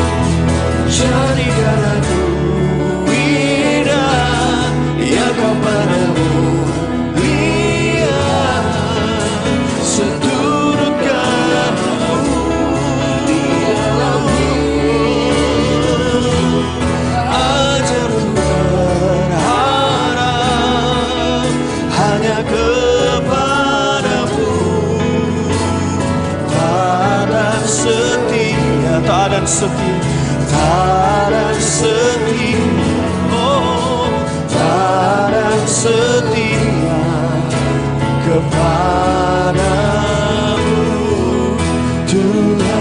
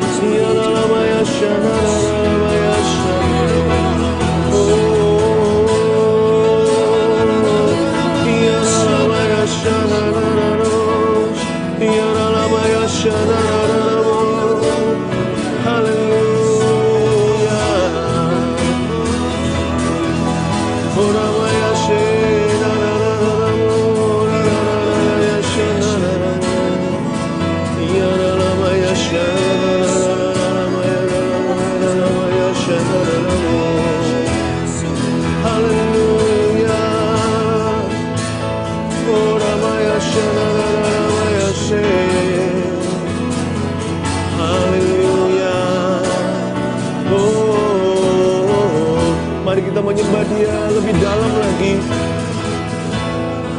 lebih dalam daripada pengetahuan manusia,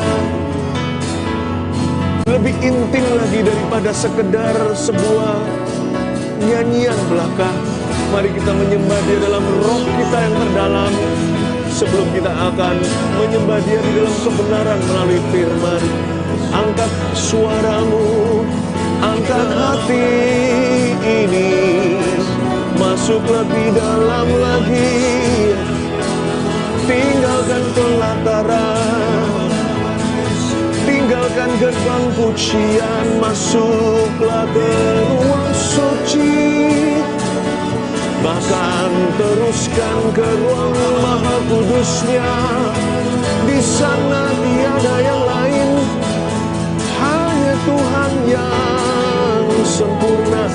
Di sana tiada yang lain, hanya Tuhan yang patut dipandang. Tinggalkan, sebab semua yang di dunia ini hanya bayang-bayang.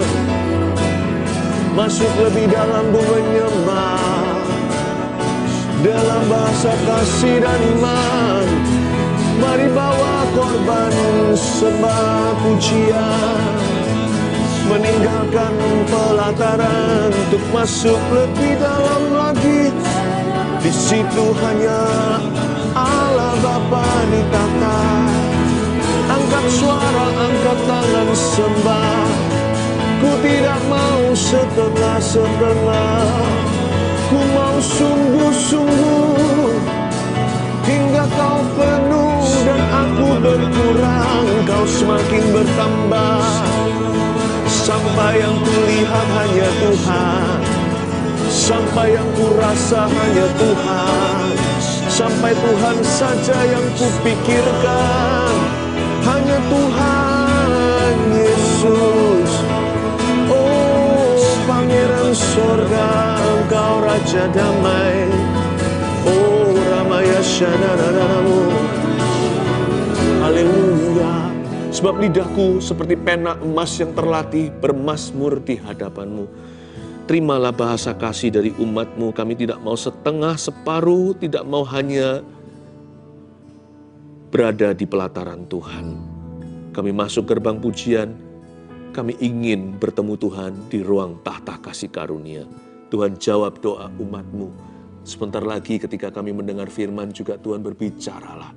Sampaikan sabda-Mu, ubahkan hidup kami semua. Sembunyikan hamba sekali lagi Tuhan di balik salib-Mu yang mulia. Dalam nama Yesus. Haleluya. Amin. Praise the Lord. Langsung saya ajarkan firman Tuhan. Buka bersama dengan saya di kitab Kejadian pasal yang ke-11. Ambil catatan. Beri judul seperti ini. Bahasa kacau, proyek berhenti. Kuasa komunikasi. Sekali lagi, bahasa kacau, proyek berhenti, titik 2. Kuasa komunikasi. Kita mesti libatkan Tuhan secara sengaja dalam komunikasi kita. Agar perkara-perkara ilahi yang terjadi. Tuhan menyediakan perkara besar bagi setiap orang yang mau hidup benar. Dan hidup benar itu juga dimulai di dalam lidah bibir kita. Mulut kita itu ada kuasanya. Karena itu kalau datang sama Tuhan itu jangan bahasa keluhan semata-mata, mengeluh melulu. Kita harus belajar satu bahasa ini bukan bahasa asing. Tapi bahasa yang kita semua bisa asal kita mau sengaja, yaitu bahasa syukur kepada Tuhan atau thanksgiving. Demikian pula kita jangan pakai mulut kita perkataan untuk menjatuhkan. Kita harus saling memberkati. You have to bless people with your mouth. Karena hidup mati dikuasai lidah. Siapa suka mendengungkannya akan makan buahnya. Itu yang membuat rumah tangga akhirnya pecah itu apa? Biasanya adalah komunikasi yang salah. Kalau dikit-dikit kita bilang cerai. Atau selalu kita bullying. Bully itu bisa juga verbally, nggak harus secara fisik. Lebih sakit. Bahkan orang-orang kuno berkata gini, fitnah lebih kejam dari pembunuhan. Ya sama-sama kejam sih. Tapi fitnah juga sama, karena orang kalau dibunuh udah mati. Tapi kalau fitnah, orang itu menanggung seumur hidupnya. Atau orang itu akan hidup-hidup sakit hati. Karena itu hati-hati. Komunikasi yang salah dalam sebuah tim membuat tim itu nggak kompak. Komunikasi yang tidak bijaksana bisa mencelakakan kita. Selain itu yang paling penting di atas segalanya adalah komunikasi dengan Tuhan. Jangan sampai asal-asalan. Mari kita buka, sudah dibuka ya, Kejadian pasal 11, ayat 5-9, ini sebenarnya cerita tentang Menara Babel. Cerita yang klasik itu, tapi seringkali kita lupakan karena kita mendengarnya di sekolah minggu. Dan sesuatu yang sifatnya ya sudah dalam pengetahuan umum. Malah bahaya kalau segala sesuatu itu hanya di angan-angan atau di atas sini saja nggak pernah kita renungkan, malah tidak berguna nanti dalam kehidupan kita. Menara Babel hari ini saya coba kupas, tapi nggak bisa kupas seluruh ceritanya, sebagian saja di ayat 5. Saya baca ya, lalu turunlah Tuhan untuk melihat kota dan menara yang didirikan oleh anak-anak manusia itu, Menara Babel. Dan ia berfirman, mereka ini suatu bangsa dengan satu bahasa untuk semuanya. Ini barulah permulaan usaha mereka. Mulai dari sekarang, apapun juga yang mereka rencanakan, tidak ada yang tidak akan dapat terlaksana. Baiklah kita turun dan mengacau balaukan di sana bahasa mereka, sehingga mereka tidak mengerti lagi bahasa masing-masing. Demikianlah mereka diserahkan Tuhan dari situ ke seluruh bumi, dan mereka berhenti mendirikan kota itu. Itulah sebabnya sampai sekarang nama kota itu disebut Babel. Karena disitulah dikacau balaukan Tuhan, bahasa seluruh bumi, dan dari situlah mereka diserahkan Tuhan ke seluruh bumi atau seluruh dunia. Saya langsung aja kepada penghabisan cerita Menara Babel. Di episode tengah-tengah, Tuhan turun untuk melihat kota. Di ayat 5, lalu turunlah Tuhan untuk melihat kota dan menara yang didirikan oleh anak-anak manusia itu. Tuhan turun di sini itu seperti apa ya? Seperti Sodom dan Gomora. Tuhan turun dalam wujud fisik, inilah penampakan Yesus Kristus di Perjanjian Lama. Kalau Sodom Gomora, Tuhan turun dengan malaikat. Kalau yang ini nggak ditulis lebih lanjut. Lalu di ayat 6, dan ia berfirman, mereka ini suatu bangsa dengan satu bahasa untuk semuanya. Ini barulah permulaan usaha mereka. Mulai dari sekarang, apapun juga yang mereka rencanakan, tidak akan ada yang mustahil. Tidak ada yang tidak akan dapat terlaksana. Kayaknya ayat 6 ini, sekilas kalau orang tidak kenal Tuhan, bisa salah sangka mengira bahwa Tuhan itu punya rasa kurang aman, alias terancam. Enggak. Siapa bisa ngancam Tuhan? Siapa bisa jadi saingannya? Siapa mampu jadi penasihatnya? Tuhan itu nggak punya lawan. He has no equals. Dia nggak punya sebaya. Nggak punya setara.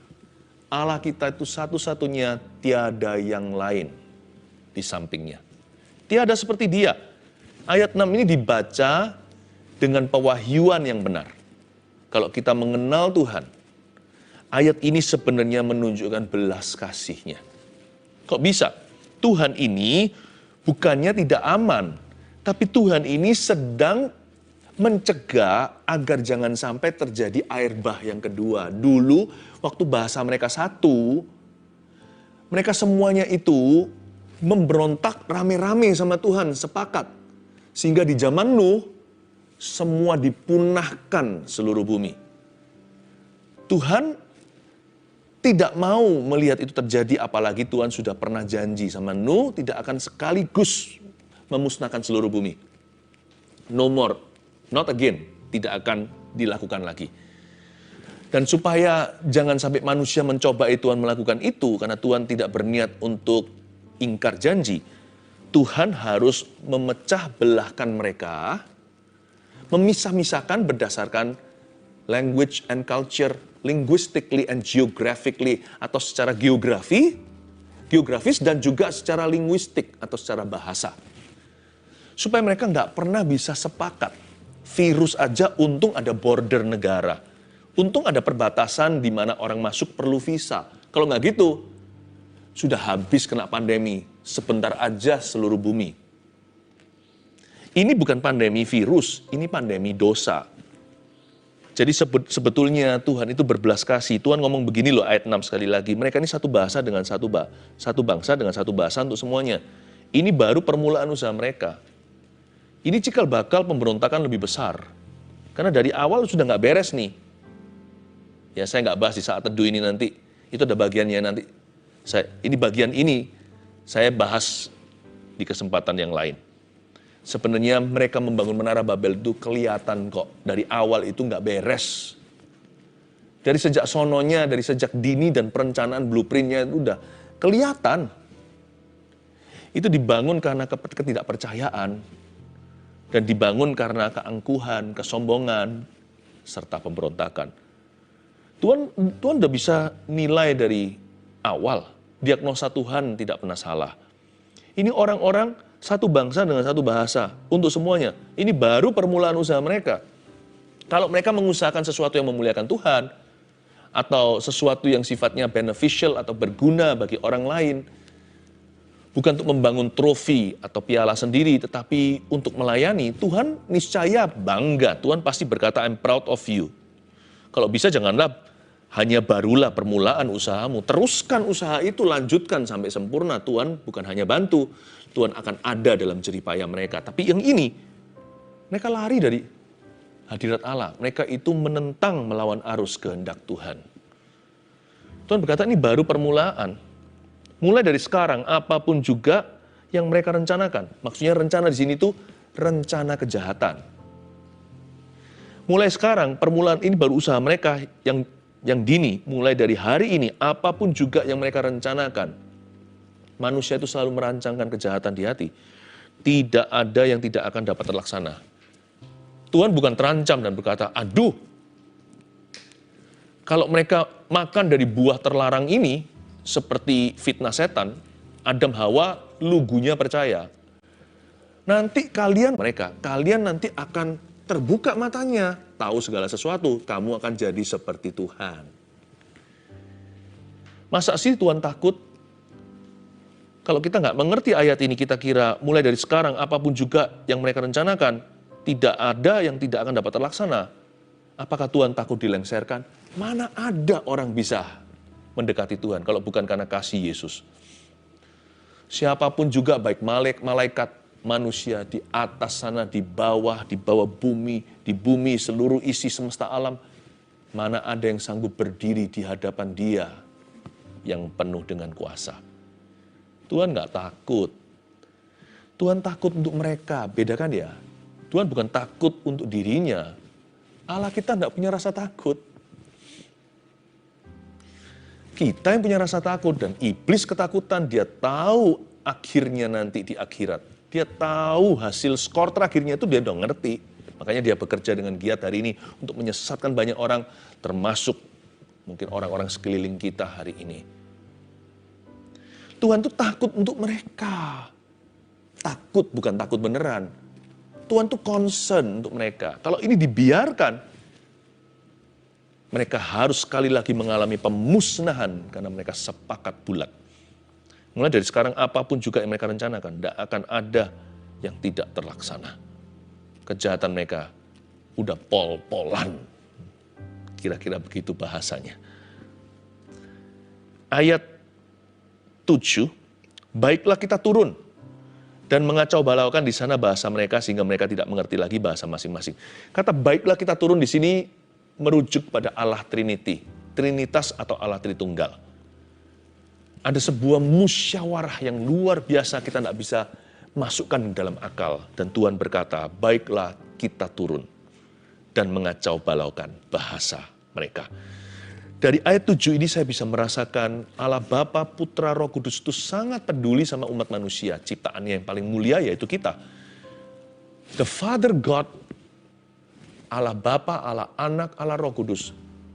Di dalam nama Yesus, Allah yang Esa, pencipta semesta alam dan penebus. Sangat cinta you and me.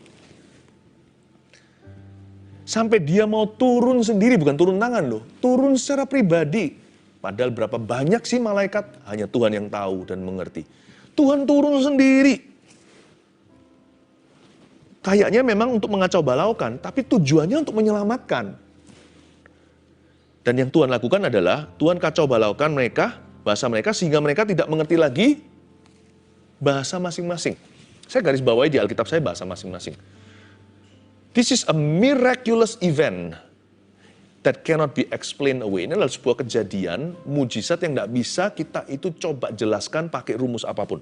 Nggak bisa.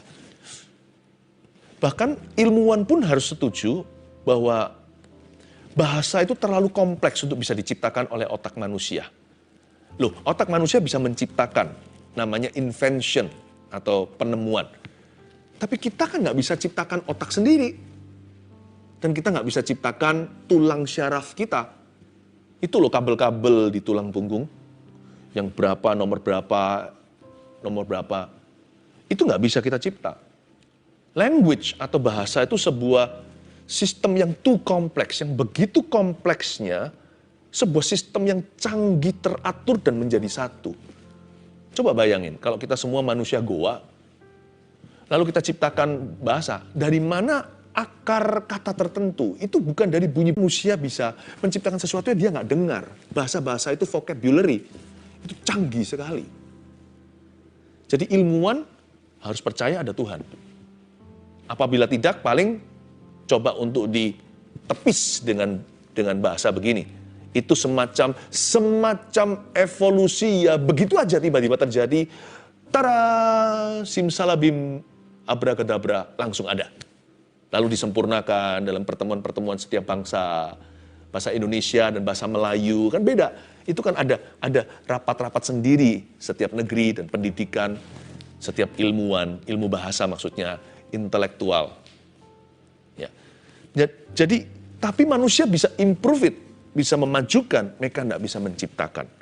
Apa yang saya coba katakan? Tuhan itu ada. Nggak usah lihat Alkitab sebelumnya saja kita harus percaya. Kita lihat langit, bumi, kita lihat semua ciptaan, kupu-kupu, stripnya satu dengan strip yang lain sama. Alam semesta ini saksi hidup 24 jam sehari bahwa Allah itu ada dan dia bertahta di atas ciptaannya. Bahasa yang kau pakai aja. Itu saja adalah satu bukti. Bahasa Indonesia, bahasa Inggris, Chinese, bahasa Thailand, bahasa Arab, semua bahasa. Nah, ayat yang 8, demikian mereka diserahkan Tuhan dari situ ke seluruh bumi dan mereka berhenti mendirikan kota itu. Tuhan hentikan pandemik dosa. Itulah sebabnya sampai sekarang nama kota itu disebut Babel. Karena disitulah dikacau balaukan Tuhan bahasa seluruh bumi. Kata Babel sendiri itu, kata Babel itu artinya confused atau bingung. Dan dari situlah mereka diserahkan Tuhan ke seluruh bumi. Aneh ya, demi mengacau balaukan manusia supaya nggak sepakat dalam dosa, Tuhan kacauin bahasanya. Tapi demi untuk membangun kerajaan sorga di antara bangsa-bangsa, sehingga semua orang yang nggak pernah ketemuan itu bisa sehati seroh, yang di sini sampai Alaska bisa sama-sama cinta Bapa di sorga. Ya, yang di ujung situ di Timur Tengah sampai yang di Asia Tenggara, sampai yang di sana sampai yang kutub utara juga ada, hingga yang di Meksiko, selatan Amerika, di Latin Amerika banyak terjadi kebangunan rohani, bahkan di Afrika semua sama-sama bernafas, pergi beritakanlah. Beritakan bahwa Yesus akan datang kembali. Beritakan Injil kerajaan Allah. Kok bisa ya? Dipersatukan kapan? Ayo. 2000 tahun lalu, lewat one language, satu bahasa. Dipersatukan kembali, bukan menara Babel. Kali ini, di sebuah menara juga, loteng atas tingkat 2, saya pernah ke sana tempat bersejarah itu, di Yerusalem tepatnya. Dan kejadian itu adalah tepat pada waktu perayaan Pentakosta. That's powerful, isn't it? Mau kacau balaukan supaya mereka nggak sepakat dalam dosa, kacauin bahasa. Tapi ketika Tuhan memanggil semua kembali, orang-orang ditebus dari bangsa-bangsa supaya mereka bersatu, sepakat membangun kerajaan sorga. Di mana-mana, di seluruh kolong langit ini, Tuhan beri mereka bahasa satu. One language, one book. Ini juga suatu bahasa Tuhan, Alkitab. Coba bayangin orang kita yang di Indonesia dengan mereka yang di Jerman. Beda aja bahasa buminya. Tapi bahasa kasih dan kebenarannya bisa sama loh.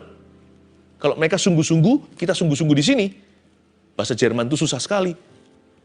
Lalu kita baca, contohnya di kitab Kejadian. Mereka juga kitab Kejadian di sana.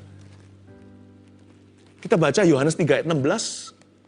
Karena begitu besar kasih Allah kepada dunia, ia memberikan anak yang tunggal supaya barang siapa percaya tidak binasa melainkan beroleh hidup yang kekal. Di sebelah situ, bahasa Perancis juga begitu. We become like-minded. One book, satu Alkitab, satu buku. Tuhan membuat kita semua bersatu. In the same kingdom, the kingdom of His Son. Dalam satu kerajaan anak domba Allah. Lalu, deeper than that, deeper than normal conversation, lebih dalam daripada hanya perbincangan biasa atau manusia, "Hi, how are you? I'm fine, thank you." "Halo, apa kabar?" "Baik, bagaimana dengan dirimu?"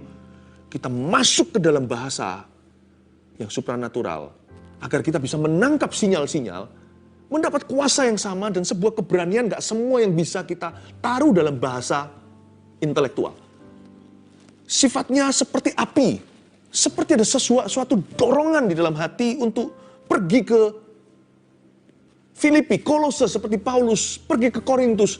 Kita diutus dalam tuntunan-tuntunan adikodrati yang sifatnya supra alamiah hanya karena kita berbahasa lidah. Ketika saya melayani Tuhan, waktu dulu sebelum zaman pandemi COVID-19, saya diizinkan Tuhan pergi ke tempat-tempat yang Roh Kudus tuntun. Saya pergi contohnya ke benua tertentu. Saya ketemu dengan umat Tuhan di situ. Baru ketemu, kok langsung sehati seroh ya, saya nggak bisa jelaskan. Padahal mereka bicara bahasa mereka, saya harus khotbah dalam bahasa Inggris. Diterjemahkan dalam bahasa Eropa. Nanti lain waktu, saya pergi ke tempat-tempat yang sifatnya timur sekali. Bukan bahasa Indonesia atau Melayu, tapi bahasa Chinese. Sekalipun saya bisa bahasa Chinese, awal mula saya pelayanan di situ, saya harus diterjemahkan. Tapi puji Tuhan, ketika kita menyembah Tuhan bersama-sama, mereka juga adalah orang-orang yang dipenuhi Roh Kudus. Bisa satu roh langsung.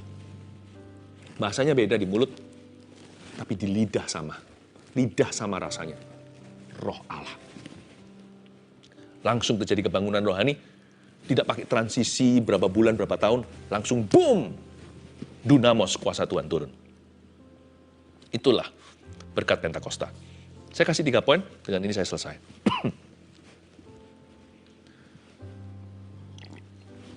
Bahasa kacau, proyek berhenti. Kuasa komunikasi nomor 1. Komunikasikanlah hati dengan kata-kata. Ini hikmat-hikmat yang kita bisa petik lewat pengajaran ini. Komunikasikanlah hati dengan kata-kata. Karena ada kuasa dalam komunikasi. Buktinya ketika mereka salah, lebih baik dikacauin daripada mereka sepakat untuk berdosa. Salah paham itu boleh terjadi kalau sama-sama mau berbuat kejahatan. Tapi mau berbuat kebenaran, kesatuan hati lebih berguna. Makanya itu, belajarlah untuk mengkomunikasikan hatimu dengan kata-kata. Hati itu juga isinya visi. Kalau Anda punya satu visi, Anda punya satu rencana, jangan harapkan orang lain otomatis mengerti, karena mereka nggak mau tahu, mereka bukan Tuhan. Itulah gunanya rapat. Rapat itu bukan untuk berantem, untuk bertengkar. Rapat itu untuk sepakat. Penting sekali untuk Anda presentasi. Karena itu jangan asal-asalan kalau ada presentation. Siapkan, jangan hanya last minute-an besoknya malam ini. Tapi siapkan jauh hari. Karena itu penting sekali, karena itu kabel-kabel untuk proyek itu jalan. Gampang kalau mau proyek itu berhenti. Atau kalau mau dia prematur, stop di tempat. Atau gagal total, gampang, kacau aja bahasanya. Udah, biar orang lain nggak tahu apa yang ada di hatimu.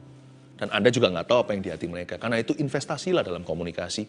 Baik dalam pekerjaan, whatever, apapun juga. Dalam keluarga apalagi, komunikasi itu penting sekali.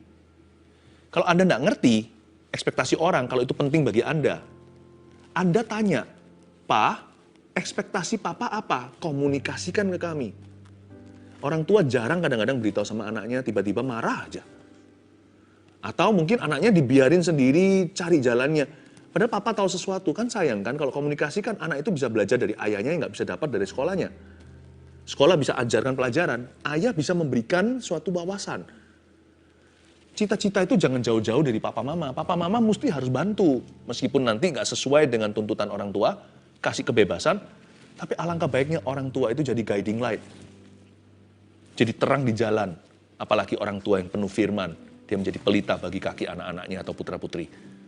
Komunikasikan visimu, komunikasikan pikiran Anda, bahkan komunikasikan perasaan. Usahakan kalau marah jangan main tangan, bukan usahakan, jangan. Marah itu taruh di mulut, tapi kalau hanya membunuh-bunuh karakter atau ngomel melulu, ya semua orang bisa. Itu kan sama dengan luput dari mulut singa masuk ke mulut buaya. Tapi Pastor Philip, saya tidak main tangan loh. Ya sama aja kalau kita bunuh dengan kata-kata. Maksud saya, kalau marah itu taruh dalam kata-kata itu pilih-pilih kata-kata yang membangun dan kata-kata yang bisa membantu orang tersebut melihat kesalahannya. Atau kata-kata yang paling tidak bisa menolong Anda untuk menyalurkan frustasi Anda di mana demi cari solusi. Bukan hanya sekedar untuk melampiaskan. Semoga Anda bisa nangkep apa yang saya maksudkan. komunikasikanlah hati dengan kata-kata, bahkan ketika marah. Yang kedua ini saya mendapatkan satu rema untuk Anda. Belajarlah bahasa baru dengan sungguh-sungguh. Ini bukan bahasa roh atau bahasa lidah, itu nggak bisa dipelajari, itu karunia. Kita hanya bisa minta dan beriman sama-sama. Tapi ini adalah bahasa baru dengan sungguh-sungguh. Maksud saya, pilih satu bahasa lain. Sebab ketika Anda bisa bahasa lain itu selain bahasa ibu, selain bahasa utama Anda, ya kalau kita ya bahasa Indonesia lah. Ketika Anda belajar dengan sungguh-sungguh bahasa lain itu, maka itu akan membuka sebuah dimensi baru dalam ministry, pelayanan, dalam hubungan, dalam bisnis pekerjaan. Ngelamar pekerjaan itu aset. Kalau kita mau dipanggil interview, kalau kita bisa lebih dari satu bahasa. Tapi jangan belajar bahasanya yang asal-asalan. Belajar yang formal. Belajar sungguhan. Otodidak juga nggak apa-apa. Sekarang ini zaman dunia ini open book. Ada orang yang otodidak lebih bagus lagi dari orang yang les-lesan kalau les-lesannya asal-asalan. Tapi belajar sungguhan. Belajar itu sampai grammarnya, bukan hanya vocab-vocab atau kosakata. Belajar itu sampai kepada susunannya yang betul gitu. Ya. Saya sendiri berbicara 3 bahasa. Bahasa ibu saya sekarang, bahasa utama adalah Indonesia. Ya. Lalu bahasa kedua saya anggap my second language itu Inggris. Lalu bahasa ketiga itu Chinese. Nah, saya harus improve itu setiap kali karena saya punya 2 bahasa yang lain, ini saya kembangkan. Makanya ada dimensi pelayanan yang tidak bisa bagi orang yang nggak bisa bicara bahasa itu. Nggak mungkin bisa. Bisa pun beda gitu. Ada bisa, tapi nggak akan sama apa yang Tuhan bisa sanggup kerjakan. Sekalipun ada mustahil bagi Allah. Tapi Tuhan itu juga memakai kelebihan kita. Alangkah baiknya kita punya kelebihan juga. Nggak hanya selalu kelemahan yang kita serahkan. Tuhan bisa pakai kelemahan kita kan? Terlebih lagi Tuhan juga bisa pakai kelebihan kita, bukan? Saya dorong Anda, saya kok kerasa seperti ini suara Roh Kudus lewat saat teduh ini untuk setiap Anda, khususnya anak muda.